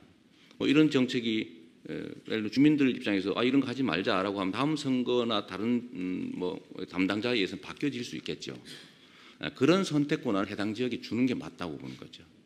중앙 집권적이 아니라 분권적으로 가는 게 세계적 또는 시대적 추세라고 보기 때문에 이런 거를 좀 이색적 정책이니까 정부가 막는 게 바람직하다라기보다는 새로운 정책이구나, 정부에서 한번 시간을 두고 검증 한번 해보자라고 하는 게 더 바람직하지 않냐라는 게 제 생각입니다. 예, 그 말씀은 원론적으로 복지 정책을 수행함에 있어서 꼭 기존의 제도만 시행을 해야 되는 것이 아니고 또 창의적인 그런 발상을 통해서 오히려 이제 그 복지가 제대로 되고 실질적인 그 혜택이 갈 수 있도록 하는 것도 바람직하다고 보입니다. 그런데 조금 전에 얘기했던 그런 이제 소위 카드깡 형식, 이게 원래 지급을 이게 카드 같은 걸로 했어요? 아닙니다. 이미 성남시는 약 200억 가량의 상품권이라고 하는 지역 재래시장에서만 쓸 수 있는, 골목에서만 쓸 수 있는 상품권을 이미 발행하고 있습니다.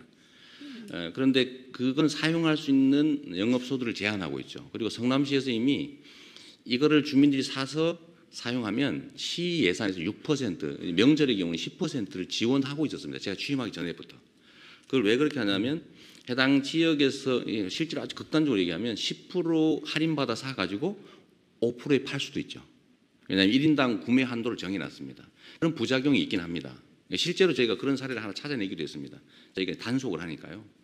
그래서 이번에는 10%는 너무 많다고 해서 명절 할인을 줄였는데, 그건 이미 제가 취임하기 전에 전임 정부가 하던 거긴 하지만 이게 효과가 꽤 있었습니다. 있어서 신규의 현금성 복지 정책을 할 경우에는 받는 사람이 좀 불편함을 감수하자라고 해서 지금 산후조리비 지원도 상품권으로 하고 지금 요즘은 최저임금을 넘어서는 생활임금, 최저임금 너무 적다, 먹고 살 수가 없다 그래가지고 해서 그걸 넘어서는 생활임금까지의 요 차액도 성남시의 경우는 조례를 만들어서 최저임금에 해당되는 건 현금으로 받고 최저임금을 넘어서는 것은 상품권으로 준다, 지역 상품권으로. 그래서 이 정책 계속 확대하는 중입니다. 그래서 이거를 왜 현금을 안 주고 상품권을 줬냐? 그래서 그 불편함을 느끼는 극단적 소수의 사례에서 그걸 현금으로 즉시 바꿔 쓰기 위해서 좀 싼 값으로 바꾸지 않냐라는 뭐 이 부작용일 수도 있습니다. 그러니까 현금을 줬을 경우에는 어떻게 했습니까? 그 어디 부산 가서 도박장 있을 수도 있는 거죠. 그래서 오히려 그는 뭐 권장할 바인데 약간의 부작용이 있다 이렇게 한번 봐주시면 좋을 것 같습니다. 그 전통시장 상품권으로 이제 줬다는 거죠? 그렇습니다. 그 액수가 얼마나 됩니까? 네? 지금 저희가 기존에 발행자등이 한 100몇십억 정도였었고요. 예, 1인당은 얼마 돼요? 청년 1인당? 지금 이제 청년배당은 1년에 100만 원을 저희가 한 해 동안만 24세만 1년 동안 100만 원으로 했는데 분기에 원래 25만 원을 지급하기로 계획돼 있었습니다만 이 제재 조항 때문에 혹시 제재가 실행되면 그만큼 깎여서 시의 재정에 손실이 올 수 있다. 그러면 이 받는 사람이 부담하자고 해서 절반 12만 5천 원씩 분기별로 4회 지급하고 있습니다. 분기별로 4회에서 네, 12만 5천 원씩 해서? 네. 예. 그러면 지금 이 언론에 보도된 카드깡이라는 거는 그거는 좀 어디 왜곡돼 실제 있다는 사례는 것이 아니었고 뭐 좀 얘기하기 좀 그렇습니다만 그 보도에는 많이 나왔습니다만 그 소위 일간 베스트라고 있습니다. 일간 베스트 저장소라고 말씀하는 데서 이 편집해서 만든 겁니다. 나중에 확인이 됐습니다. 아까 그 부분에 대해서는 답변이 없으셨는데 이게 서둘러서 예, 조정 절차를 완료를 안 하고 시행을 한 이유는 특별한 이유가 있습니까? 이게 이제 저희는 작년 그러니까 이미 이 예산을 편성하기 전 단계, 예산 편성 전 단계 3월부터 이 협의를 시작했는데 다른 건 6월 정도부터 했습니다. 6월 8일 했는데 되고 안 되고 결론이나 이런 걸 빨리 내주면 좋은데 전혀 지금까지도 결론이 나지 않고 있습니다.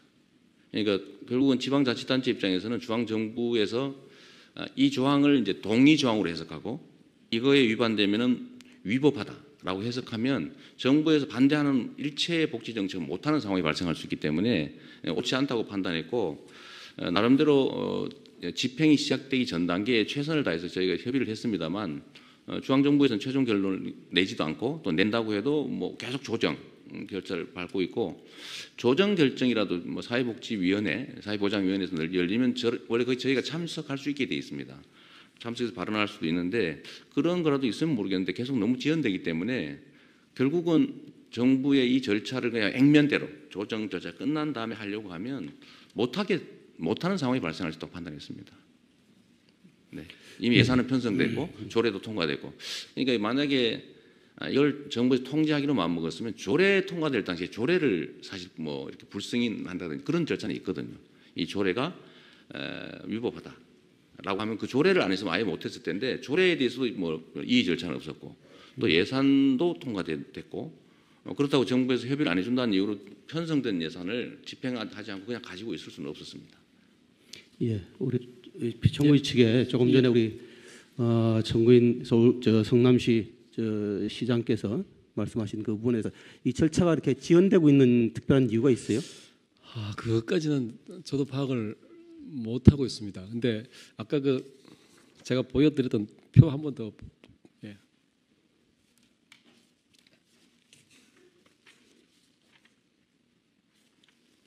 예, 이게 지금 지금까지 이 협의 조정 절차에 대한 전체를 지금 통계를 낸 겁니다. 아까 말씀드렸듯이 총 협의에 들어간 건수가 838건인데 동의든 부동의든 어떤 식으로든 지금 대부분은 이 협의 결과가 협의가 성립을 했고 지금 이것이 협의가 미성립해서 조정에 들어간 것은 지금 통계에서 보시는 것처럼 이 3건, 1건 합쳐 4건 결국 지금 여기서 성남시에서 하시는 3건, 서울시에서 하시는 1건 이게 지금 조정에 들어가 있는 겁니다. 그래서 이 3년 정도 이 협의 조정 절차를 진행하면서 이제 처음 들어간 것이고 그래서 그런지 저도 이 사건을 이제 담당하면서 이렇게 봤을 때 좀 빨리 더 진행되지 않나 싶은 그런 생각은 들긴 합니다만은 아주 구체적으로 이 전액 축도와 관련해 가지고 제가 아주 구체적인 정보를 가지고 있는 건 없습니다.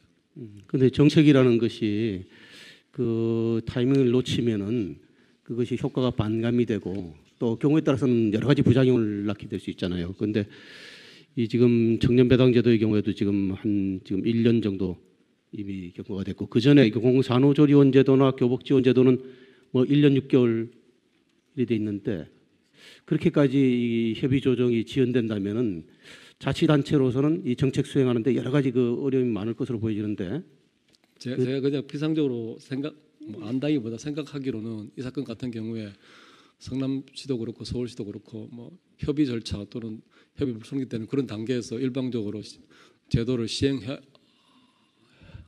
버리고 뭐 이러니까 중앙정부에서도 그 부분과 관련해 가지고 고민이 뭐 저는 많을 거라고 생각하고 또 아까 재판장님 말씀하신 것처럼 이걸 둘러싸고 대부분의 예산 결의 무효 확인 소송도 들어가고 또 직권 취소하니까 또 직권 취소 소송도 들어가고 또 그 소송들에 대해서 사실은 다 소송에서 다 집행정지 신청도 되어 있습니다. 뭐 이런 식으로 얽히고 설켜서 복잡하게 된 것이 또 더 절차 진행과 관련해 가지고 뭐 어떤 영향을 미치지 않았는가 생각을 하는데 이 끝나고 나서 제가 한 번 더 확인해 보고 또 구체적인 정보가 있으면 서면으로 보고를 해드리도록 하겠습니다. 예, 구체적인 뭐 경과에 관한 자료나 이런 것들 좀 하겠어요.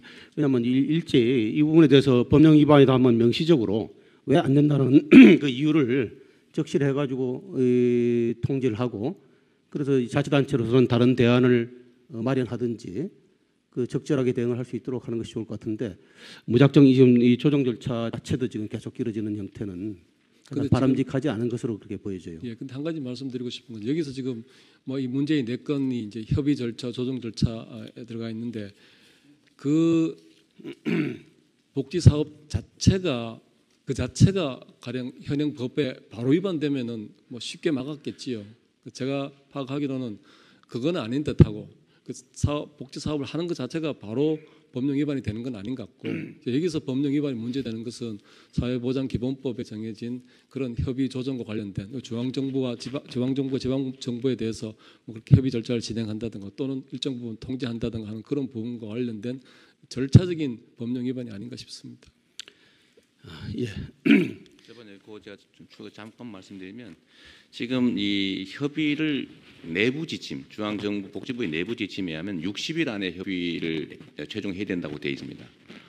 그런데 저희 산후조리비 지원 문제만 하더라도 작년 3월에 해서 이게 지금 부진하다가 그 기간을 다 어겼고 그다음에 최종적으로 아니다 결론난 다음부터도 지금 1년이 넘도록 사회보장위원회가 열리지 않고 있어서 지금 정부는 복지부가 반대하는 것은 하지 말자, 하지 못하는 게 맞다 이런 태도를 가지고 있는 것 같습니다. 그러니까 그걸 무제한으로 기다리면 실제로 말씀하신 것처럼 편성된 예산을 집행할 기회도 없고 계획도 무제한 미뤄지고 사실상은 정부가 반대하는 것은 지방자치단체 일치 못하는 그런 상황이 될 수 있다는 겁니다. 예, 그러시죠 뭐. 예.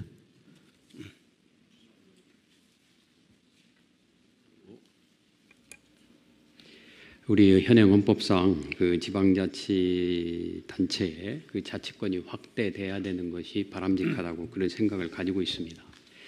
그런데 그 잘 아시다시피 우리나라 지방자치단체 상호 간에 있어서는 그 지방 재정에 굉장히 차이가 많이 있지 않습니까?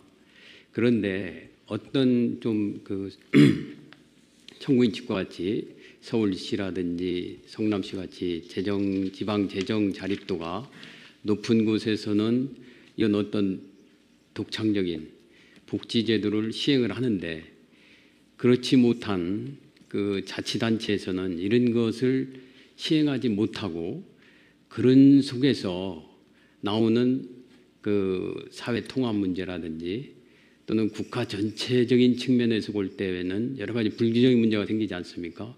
또 그렇게 되다 보면은 경우에 따라서는 시골에 있는 분들이 서울로 온다든지 또는 성남시로 몰려가면 또 다른 문제가 발생할 수도 있고 그런 거를 조정하는 차원에서도 그 현행 우리 사회보장기본법이라든지 또는 그 이번에 지금 쟁점 시행령 조항 같은 경우 그런 거를 통해서 어떠한 중앙정부 차원에서의 조정이나 또는 협의 절차가 필요한 것이 아닌가 하는 그런 생각을 가져보게 되거든요. 그 점에 대해서는 어떻게 생각을 하십니까? 말씀이 맞습니다. 협의 조정과 약간의 개입은 당연히 필요합니다. 이게 뭐 독립국가도 아니고 정부라고 하는 큰 틀 안에 있는 하나의 이제 기구이니까요. 그 말씀은 맞는데 그 정도가 어느 정도라 해야 되느냐. 이게 지방자치 제도를 과거와 같이 중앙정부가 정하는 것만 하고 또 중앙정부가 정하지 않는 것은 웬만하면 하지 않고 그냥 일괄적으로 전국이 거의 비슷한 정책을 하는 상태로 만들 것이냐, 아니면 독자적으로 권한을 좀 가지고 하되 특별히 문제가 없으면 그 해당 지역 주민들의 자치 의결에 맡길 것이냐. 자치적인 의사에 따라서 의회도 만들어지고 집행부도 있고 나름의 중앙정부와 뭐 각종 감시 기능이 있지 않습니까? 그래서 이건 정도에 관한 문제라고 보는 것이죠. 저는 협의와 조정 절차가 옳지 않다는 게 아닙니다. 협의와 조정 절차가 남용되면 안 된다. 그런데 지금 법제처가 작년에 일단 유권 해석을 이렇게 했습니다. 이 협의는 동의를 의미한다라고 유권 해석을 했습니다. 물론 이게 뭐 사회적으로 영향을 미치는 건 아니고 각 행정부 아닐 테고 이 유권 해석이 기초해서 즉 사회보장법의 협의 조정을 거치지 않은 것은 동의를 받지 않은 것이기 때문에 위법하다라고 해서 이게 위법한 걸 전제로 지방교부세법 시행령을 만든 것입니다. 뭐 다 아시겠지만, 그런데 그게 협의와 조정을 거치지 않은 것은 동의 조항을 위반한 것이고 위법하다라고 해서 정부가 동의하지 않는 것은 다 못하게 불법으로 단정하고 단정 정도가 아니라 거기에 대해서 구체적 제재 방안까지 만든 것은 이건 지방자치제도에 대한 본질적 침해다라고 저는 생각하는 것입니다. 재정 격차 말씀하시는데요. 아까도 잠깐 말씀드렸습니다. 이런 오해가 있는데 1인당 최종 집행되는 예산은 해당 지역의 주민들이 내는 세금이 얼마만큼 되느냐가 재정 자립도 아니겠습니까? 예를 들면 성남시도 이제 뭐 57% 이렇게 되는데 전국적으로 지방자치단체 내에 주민들이 내서 조달하는 비용이 전체 예산에서 차지하는 비중을 재정자립도라고 하는데 이 재정자립도 높은 데와 낮은 데가 이렇게 차이가 있습니다. 그러면 실제로 사용되는 1인당 예산이 그러면 이렇게 되느냐? 아닙니다. 정부에서 교부세, 내국세 무려 19.24%라고 하는 엄청난 수십조 원의 돈을 이 부족한 만큼을 이렇게 채워주고 있습니다. 최종적으로 집행되는 예산은 다 똑같습니다. 그래서 교부세로 이걸 맞추는 거죠. 다만 재원의 성격이 이만큼 중에서 성남시는 57%가 자기들이 거둔 예산이고 나머지 43%가 정부에서 넘어오는 무슨 뭐 이전 비용, 복지 비용 지출 이런 겁니다. 예를 들면 저기 아래 강릉, 강진 뭐 이런 데는 자기들이 내는 재원은 10몇 프로 이렇게 불과합니다. 그렇다고 이것만 쓰고 있느냐? 아니고 전체적인 지출 예산의 87%를 정부의 교부세로 떼오고 있는 거죠. 이 집행되는 금액이 다른 게 아니라 많이 내고 부자기 때문에 예산을 많이 쓰고 있는 게 아니고 재원의 성격이 자주적인 거죠. 스스로 내고 있는 것이다. 그러니까 다 비슷합니다. 1인당 예산 이렇게 하면 실제로는 성남시나 수원, 용인 같은 데는 1인당 예산이 더 적습니다. 다른 데는 더 많습니다. 그런데 똑같다고 보더라도 다만 그 안에 있는 재원의 성격이 다릅니다. 자체 비용으로 하고 있느냐, 정부에서 지원을 받지 않느냐. 다른 데는 정부에서 필수 비용을 지원받습니다. 전국에 지방자치단체가 243개가 있는데 지금 현재 236개가 정부의 교부세 지원이 없으면 필수 경비를 조달하지 못하는 그야말로 속된 말로 하면 부도날 수밖에 없는 상황입니다. 그러니까 이 정부의 보조금을 성남시는 뭐 예를 들면 기초연금 등등으로 요만큼 받고 있는데 다른 데는 많이 받고 있는 거죠. 그러면 쓰는 액수는 국가의 입장에서 볼 때 똑같습니다. 다만 아까 말씀드렸던 것은 정부의 지원 금액이 많은 쪽은 비용을 많이 아꼈네. 그러면 비용이 더 필요 없구나. 그래서 감액을 당하는 상황이 발생하죠. 지금 당장 안산이 내년에 200 몇십을 감액당합니다. 교부세액을. 왜냐하면 지금 새로 신임 시장께서 열심히 예산을 집행을 아꼈습니다. 그랬더니 필수 비용이 줄어든 거예요. 그러다 보니까 정부에서 교부세 지원하던 금액이 내년에 200 몇십을 깎겠다고 통보를 받았다고 합니다. 그런데 지금 현재 1인당 예산은 더 많습니다. 성남보다. 그러니까 이게 돈이 남아서 남용을 한다고 보는 것은 실제로는 사실이 아니죠. 그러니까 자체 고유 재정이 많으냐, 정부의 통제를 받지 않은 자체 예산이 차지하는 포션이 문제인 것이지 집행되는 금액은 똑같습니다. 예를 들면 강진, 전남 강진의 1인당 예산은 성남시보다 훨씬 많은 정도로 엄청나게 많습니다.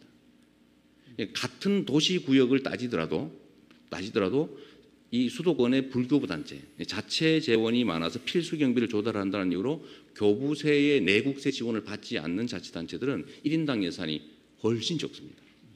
그래서 이런 점들을 좀 감안해 주시면 좋겠습니다. 이걸 소위 학계에서 교부세의 역설이라고 합니다. 뭐 너무 잘 아시겠지만 정부에서 교부세라고 하는 의존 재원, 꼬리가 달린 정부 지원금을 아까 말씀드린 재량이 아주 광범위하게 보장되는 교부세를 나눠주다 보니까 해당 자치단체들은 교부세를 많이 받기 위해서 많이 씁니다. 그런데 만약에 아낀다 이러면 아낀 만큼 덜 지원합니다. 그래서 교부단체들은 예산을 절감할 이유가 없습니다. 절감하는 만큼 정부 지원이 줄어듭니다. 그런데 불교부 단체들은 예산을 아끼면 이미 1인당 예산은 똑같거나 더 적은데 이 안에서 무슨 수를 써서라도 정말로 애써서 도로 포장 안 하고 막 떼우는 방식으로 정말 온갖 방법을 다 동원해서 예산을 아끼면 그 액수만큼 딴 사업을 할 수가 있는 거죠. 그래서 낭비 요소가 없습니다. 뭐 좀 이상합니다만 성남시는 도로 포장을 일률적으로 하지 않습니다. 몇 년 동안. 왜냐하면 그 비용이 엄청나게 많이 들거든요. 가로등 교체 이런 것도 비용을 줄입니다. 그리고 줄인 만큼 딴 용도로 쓸 수 있기 때문에 돈이 많은 것처럼 보입니다. 그러니까 집행되는 예산은 혹시 우리 조사관들 있으실 테니까 각 해당 자치단체 1인당 예산이 얼마인지를 한번 봐주시면 오히려 적다는 거.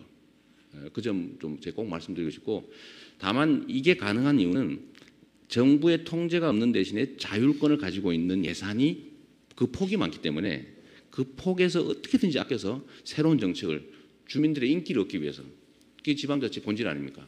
정치가들이 해당 지역 주민들을 위해서 어떻게든 잘해서 칭찬받기 위해서 총력을 다한 결과 조금씩 뭐 몇 억이라도 아끼면 치과 진료하고, 뭐 몇십억 아끼면 교복 지원하고, 몇십억 아끼면 노인 일자리도 만들고, 뭘 또 아끼면 교육 지원도 하고, 이렇게 하고 있는 것입니다. 그래서 남는 걸 가지고 막 많이 써서 다른 지역과 격차가 발생해서 위화감이 생기면 어떻게 하느냐 할 게 아니라 이미 지출하고 있는 이 재원의 성격을 바꿔줘야 됩니다. 그러니까 제일 좋은 방법은 정부에서 교부세를 지금 거의 재량으로 막 수백 항목에 해당되는 평가 항목을 가지고 막 주었다 뺐었다 마음대로 할 수가 있겠습니다. 이걸 법정화해야 됩니다. 법정화해서 각 해당 자치단체들이 내국세의 19.24% 정해져 있는 것을 인구, 뭐 도로율 등등등등 해서 기준을 해가지고 법정으로 딱 정해놓으면 재량이 없지 않습니까? 그럼 정부 눈치를 볼 필요가 없게 되죠. 그리고 아끼면 딴 데 쓸 수 있게 된다. 그러면 실제로 예산 집행이 매우 효율화되고, 효율화되면 그만큼 엄청난 금액이 생겨납니다. 성남시가 1조 5천억에서 6천억 정도 일반 회계 예산을 집행하는데, 제가 취임하기 전에는 1년에 딱 임기 4년 동안 무려 7,285억 부채를 만들어놨습니다.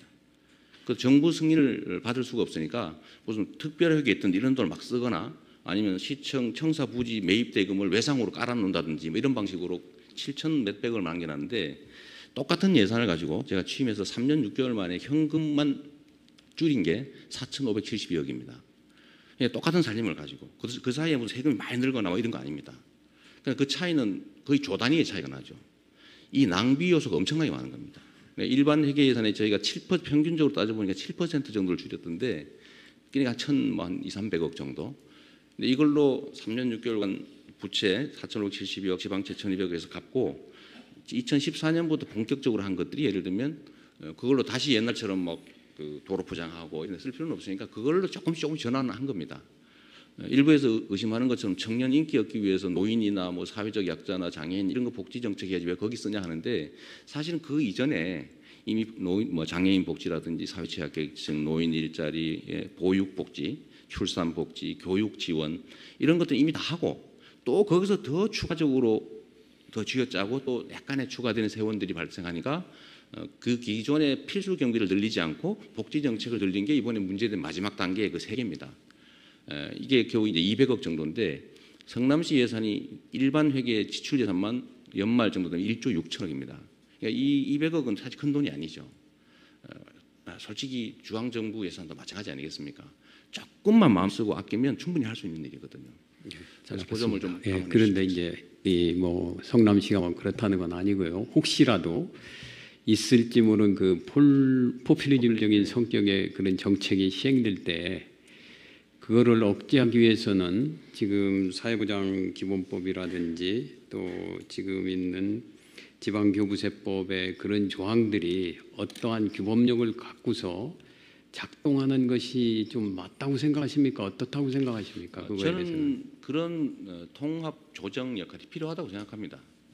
과도하거나 이럴 경우에 그리고 정부에서 이것은 너무 지나치다라고 반대를 한다는 것 자체가 예를 들면 여론에서 상당히 큰 영향을 줄 수 있습니다. 정부가 반대한 그러면 이제 시선이 집중될 테고 또 다른 반대 의견들이 힘을 받을 테고 그리고 정부에서 이거 반대입니다. 하지 마세요. 또 우리는 반대입니다. 뭐 그랬더니 조정 절차에 넘어갔더니 최종적으로 정부는 끝까지 동의하지 않았다. 그럼 이제 논쟁이 될 테고요. 그리고 반영해야 한다. 이런 조항도 있으니까 그 반영해야지요. 반영도 안 하고 마음대로 하면 되겠습니까? 반영의 비율이 얼마냐 그러면 뭐 그런 것들은 이제 뭐 약간 판단의 차이가 있겠지만 그런 건 해야 된다고 생각합니다. 그러나 이것을 아까 제가 좀 다른 말씀으로 중앙정부 특히 이 정부에서 최근에 각종 시행령을 만든다든지 또는 중앙정부의 부담 지방자치단체에 아무 근거 없이 떠넘긴다든지 또는 아까 말씀드렸던 공사비를 표준 품셈에 의해서 더 비싸게 줘라 이런 법에 어긋나는 예규를 만들어 시행을 한다든지 전국의 자치단체들이 지금 아마 여기도 계류 중인 사건 같은데 시행하고 있던 1,500개에 가까운 모든 독자적 복지 정책을 일괄로 폐지하라고 지시를 한다든지 또는 마지막 단계로 정부가 동의하지 않는 신규의 복지 정책은 일체하지 못하게 막는다든지 이런 것들은 사실은 지방자치제도를 본질적으로 부인하는 것에 가깝다. 저희가 그렇게 생각하는 겁니다. 통제를 받지 않아야 된다는 게 아니라 그 통제의 강도가 또 의도가 너무 지나치다라는 게 저희 주장입니다. 잘 알았습니다. 예, 그 조금 전에 그 말씀하신 그 이 자치단체별로 예산 집행상의 그 어떤 그 비교 네. 그 자료를 구할 수가 있겠습니까? 저희가 만들어 보겠습니다. 네. 예, 그러면 하나 그걸 각 추가로. 자치단체 1인당 예산이라든지 예, 예. 또 비슷한 도시 지역 1인당 예산이나 또 그 예산에 중에서 예를 들면 자체 예산과 이제 의존 재원 비율이라든지 이런 것들 저희 표를 좀 만들어서 대리인 통해 제출하도록 하겠습니다. 예, 그렇게 제출 좀 해주시죠. 예, 예. 그럼 끝으로 청구인들과 피청구인들께 최종 변론의 기회를 드리겠습니다. 청구인 성남시 그리고 청구인 서울특별시 순으로 각각 5분 이내 범위 내에서 변론을 해주시기 바랍니다. 예, 그렇게 하세요. 예.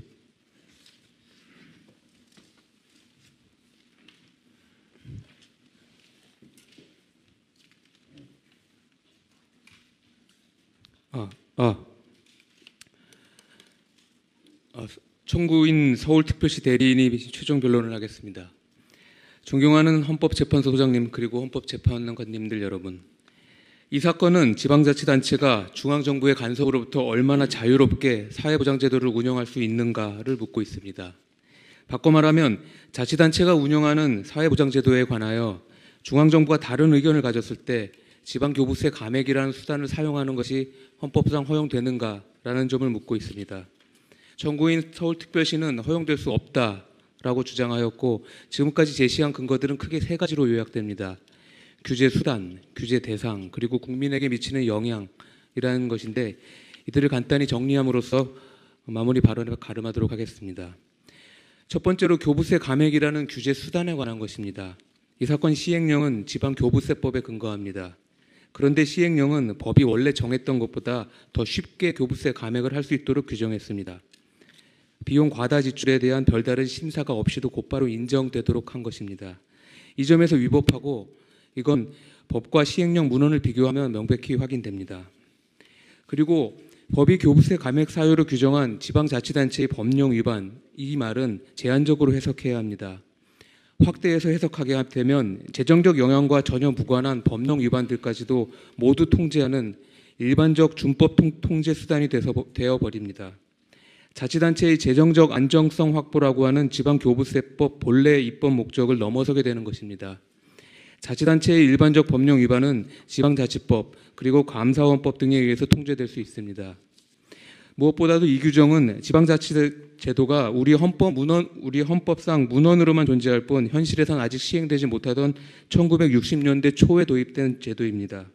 지금까지 약 50년의 세월이 흐르는 동안 헌법재판소의 여러 가지 헌법 해석이 쌓였고 지방자치제도 관련된 법령들도 개정됐는데 전체적인 방향은 지방자치권의 헌법적 의미를 확인하고 보장하며 확대하는 것이었습니다. 이러한 시대적, 제도적 변화가 반영되어야 합니다.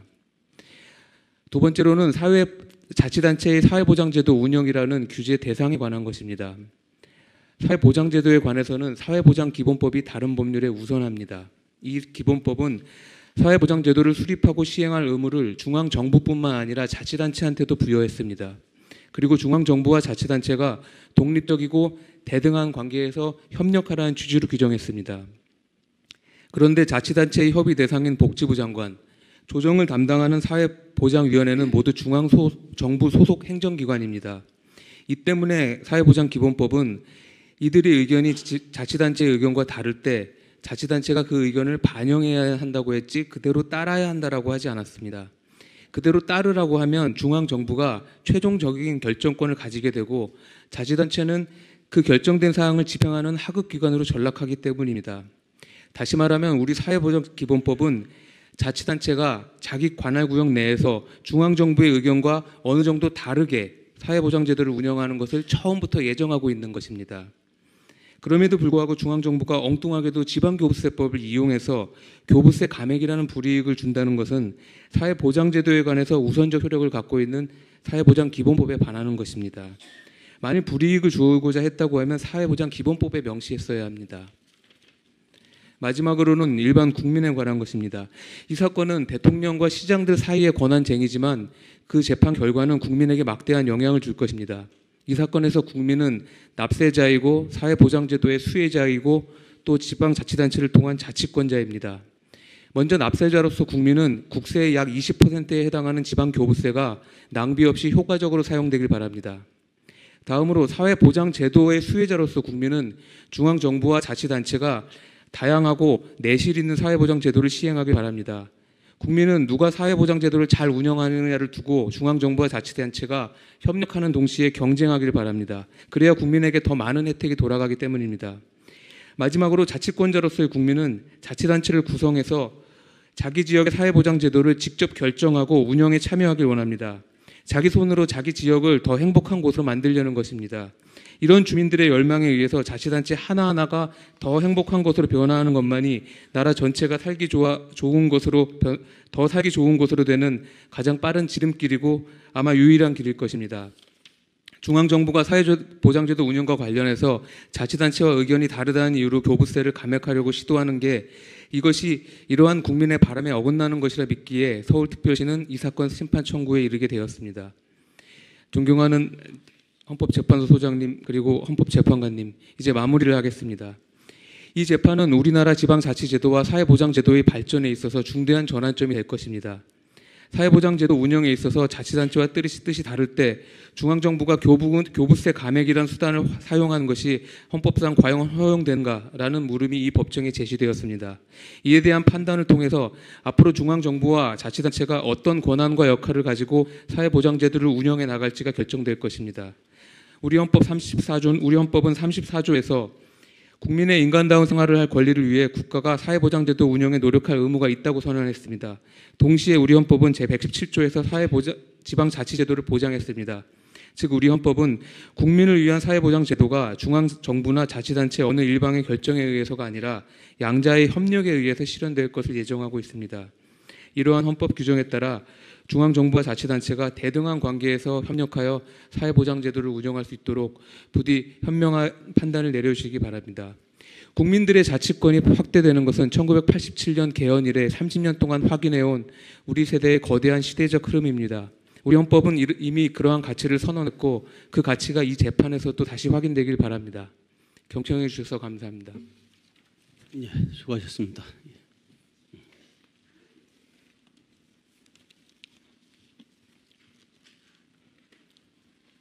청구인 경기도 성남시 대리인 최종 진술 드리겠습니다. 피청구인은 청구인의 3건의 지방사회보장 사업들을 불수용하는데도 청구인이 정부의 뜻에 맞지 않게 그 제도를 시행하자 청구인에게 이 사건 심판 조항을 신설 시행해서 재정 압박을 하고 있습니다. 청구인이 시행하고 있는 3건의 사업들은 국가 차원의 최우선 정책 대상인 저출산 대책으로 지역 주민의 요구에 맞게 설계된 것입니다. 청구인이 주민들의 뜻을 모아서 시행하고 있는 중학생 무상교복 지원 사업, 19세부터 24세까지의 비취업 청년들 중에 24세를 대상으로 한 취업 역량 강화를 위한 연간 50만 원을 지역화별로 지원하는 사업, 저소득층을 중심으로 2주간 무상 및 실비로 공적으로 산후조리 서비스를 제공하는 사업들로 100% 자체 예산으로 시행되고 있는 것입니다. 이 제도들은 중앙정부가 시행하지 아니하는 제도들이지만 주민들이 절대적으로 원하는 지역 맞춤형 저출산 정책이며 소예산도 전체 예산의 1% 정도에 불과해서 과다한 경비 지출이라고는 도저히 볼 수 없는 것으로 헌법상 청구인에게 보장되고 있는 자치권한 내입 사무들입니다. 정부 역시 헌법 및 법률에 따라 사회보장 증진의 책임을 부담하고 있는데도 불구하고 사회보장기본법상 복지부 장관의 지방사회보장제도의 신설 변경 시 협의제도 및 협의 불성립 시에 사회보장위원회의 조정제도를 오남용하는 모습을 보이고 있다는 지적을 받고 있습니다. 이 사건 역시 중앙정부의 복지재정 증가 억제 기조를 지방자치단체에게도 기계적으로 관철시키는 차원에서 청구인의 저출산 정책들을 거부하면서 이를 시행하자 이 사건 심판 대상 조항을 신설해서 교부세 청구권까지 침해하는 제재를 예정하고 있는 것입니다. 특히 피청구인이 제시한 자료들만으로도 봐도 그 협의 대상인 838건 중에서 83건이 부동이 돼서 그 제도가 폐기되는 상황이 됐는데도 불구하고 조정까지 간 것은 고작 서울시하고 성남시 4건밖에 없는 것입니다. 그 이유는 바로 정부에 대한 재정 의존도가 굉장히 크기 때문에 이 재정 의존도를 중앙정부가 오남용해서 이와 같은 사회보장기본법을 남용하고 있는 것으로 밖에 볼 수 없는 것입니다.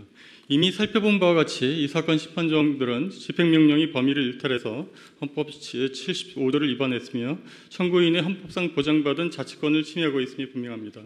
중앙정부가 자치단체 내에서 시행하는 고유의 사회보장 중진 제도들을 굳이 규제하고자 한다면 헌법상의 제도 보장의 범위 및 법률 유보의 원리 내에서 국회가 정한 법률에 의해 제한하는 것이 형식적이나마 헌법상의 민주주의 원리에 맞을 것입니다. 이 사건 조항은 헌법 및 법률에 아무런 근거도 없이 피청구인이 임의로 제정한 행정위법임이 분명하고 그 조항이 청구인의 자치권을 침해하는 것은 분명합니다. 이 사건 권한쟁의 심판청을 인용해 주시기 바랍니다. 장시간 경청해 주셔서 감사합니다. 예, 수고하셨습니다. 예, 그러면 피청구인 대리님께서도 한 2분 남아서 제가 한 말씀만 드리겠습니다. 예, 그러세요. 그럼요. 예.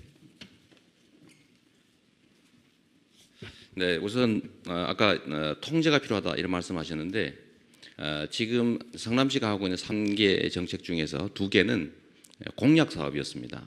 그러니까 성남시장 선거 당시에 주민들에게 제시한 핵심 공약 사업이었다는 것인데 만약에 이런 것들 정부에서 일방적으로 시장이 제시해서 시민들의 그 신임을 받고 채택한 정책이지만 중앙정부가 동의하지는 못한다라고 할 경우에는 실제로 선거 공약도 무의미하게 됩니다. 그 점을 한번 그 공약 사항이라는 것은 공공산후조리원제도 산후조리 지원 그다음에 무상교복 이 2가지는 공약 사업이었습니다. 예, 교복 무상교복 네, 핵심 공약이었습니다. 네. 예, 수고하셨습니다. 예.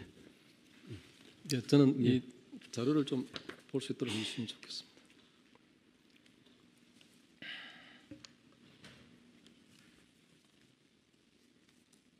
예, 마지막 변론 말씀을 드리겠습니다.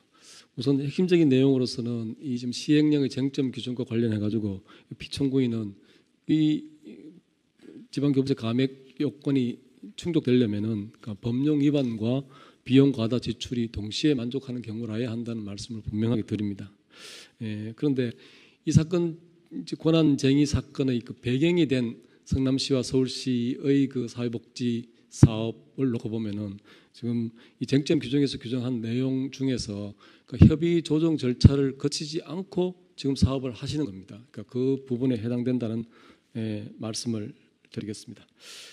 지금 이 표와 관련해 가지고 방금 청구인 대리인께서는 부동의한 경우가 너무 많다 이렇게 말씀하시지만 사실 통계표에서 지금 보는 것처럼 총 협의 건수가 838건인데 아직 협의 중인 게 100건 정도 되니까 결국 처리된 것은 한 630건 정도 처리된 거고 그 중에서 보면은 동의로 죄송합니다. 730건 정도가 이제 처리가 된 건데 그 동의로 끝난 것이 훨씬 더 많고 특히 아까 제가 말씀드렸던 것처럼 지자체가 제안한 그 지자체 사업 원안대로 복지부가 동의한 것이 비율이 85%나 됩니다. 이런 부분과 관련해 가지고 지금 정부인들께서 말씀하시는 그런 부분들이 저는 좀 과장된 주장이라고 생각합니다. 그 지방자치권의 제한이라든지 또 자치재정권의 제한 이런 부분과 관련해 가지고 좀 과장됐던 말씀을 드리고 싶습니다. 이 관련해 가지고 실제 서울시하고 성남시의 경우를 조금 보면은 지금 이게 이제 뭐 서울시의 경우입니다만은 여기 보면은 서울시의 사회보장 복지사업 관련해 가지고 미혼모를 위한 공동 육아방 사업 이런 부분들이 수용돼서 처리됐습니다. 근데 이제 지금 현재 그 협의가 불성립해 가지고 조정제도까지 가야 되는 사건이 이제 이 한 건이라는 말씀을 드립니다. 그다음에 성남시의 경우는 놓고 보면은 사실은 성남시의 경우에는 지금 조정 절차까지 들어간 사건이 3건이나 되고 또 지금 보면은 사건의 내용에 따라서 달라질 수 있겠습니다만은 그 협의 결과가 불수용으로 끝난 경우가 좀 많아 보이긴 합니다. 하여튼 그러나 이런 절차를 거쳐 가지고 대부분은 처리가 되고 있다는 말씀을 드리겠습니다. 마지막으로 성남시장께서 이제 아까 질의응답에서 그 지방자치단체 재정과 관련해 가지고 말씀하셔서 그 말씀을 제가 듣고 제가 한 가지 말씀만 덧붙이고 마지막 변론을 마치겠습니다. 성남시는 기초자치단체로서 사실은 생각해 보면 전국적으로 봤을 때 그 지방 재정의 뭐 자립도랄까 재정 상황이 가장 양호할 수 있습니다. 그것은 왜 그러냐 하면은 성남시의 경우에는 이 인구 밀도가 높습니다. 또 대체로 도시 개발이 거의 다 끝난 지역이고 그렇기 때문에 가만히 생각해 보면은 그 성남시의 이 인프라 뭐 도로라든지 이런 부분을 위한 그 재정 투자 부분이 그건 아닌 저 지방의 군 단위 지역을 생각해 보면은 차이가 나는 게 분명합니다. 또 그런 측면에서 성남시와 지방의 군하고 비교해 보면은 예컨대 한 공무원이 담당하는 주민의 수 이렇게 생각해 보면 차이가 날 수밖에 없습니다. 그러면 그것이 거꾸로 생각하면은 비용이 성남시 같은 경우에는 당연히 비용이 적게 드는 겁니다.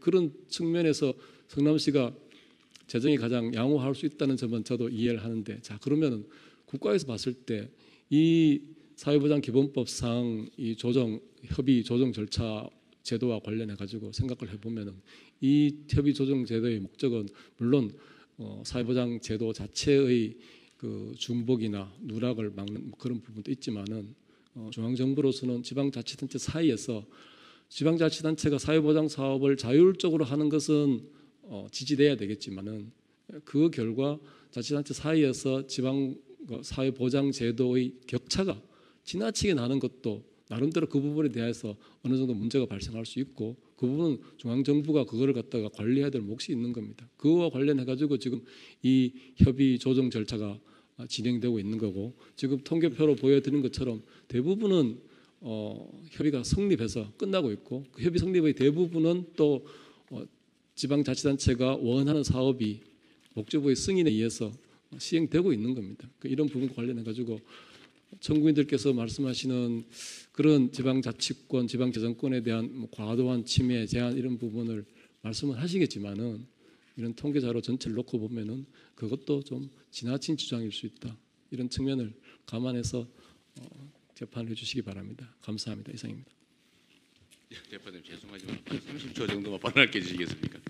성남시 얘기를 해서 아까 발언하셨던 그거 부분들 말고 아니에요? 다른 얘기 잠깐만 하겠습니다. 예, 그러세요. 첫째는 재정이 자체 재정이 많다는 뜻은 어디서 많이 받아온 게 아니라 해당 지역 주민이 세금 부담을 많이 했다는 뜻입니다. 세금 부담을 많이 했기 때문에 다른 데보다 혜택을 더 받는 게 맞습니다. 첫째. 두 번째는 지금 현재 이런 방식의 통제를 하게 되면 해당 지역 자치단체가 있는 고정된 예산을 가지고 다른 쪽에 낭비하는 건 전혀 정부가 통제하지 않습니다. 도로 공사를 마구 한다든지 이런 것은 정부가 통제하지 않거든요. 막 쓰면 그거는 상관없습니다. 그런데 유독 복지 정책만 통제하고 있다. 이 점 한번 꼭 감안해 주시면 좋겠습니다. 예, 수고하셨습니다. 그럼 이상으로 오늘 사건에 대한 변론을 모두 마치도록 하겠습니다. 양측 대리인들께서 추가로 더 주장하실 부분이 있으면 서면으로 제출해 주시기 바랍니다. 이 사건에 대한 결정의 선고는 추후에 따로 기일을 지정해서 알려드리도록 하겠습니다. 오늘 이 변론에 참여해 주신 분들께 모두 감사드립니다. 수고 많으셨습니다. 네, 감사합니다.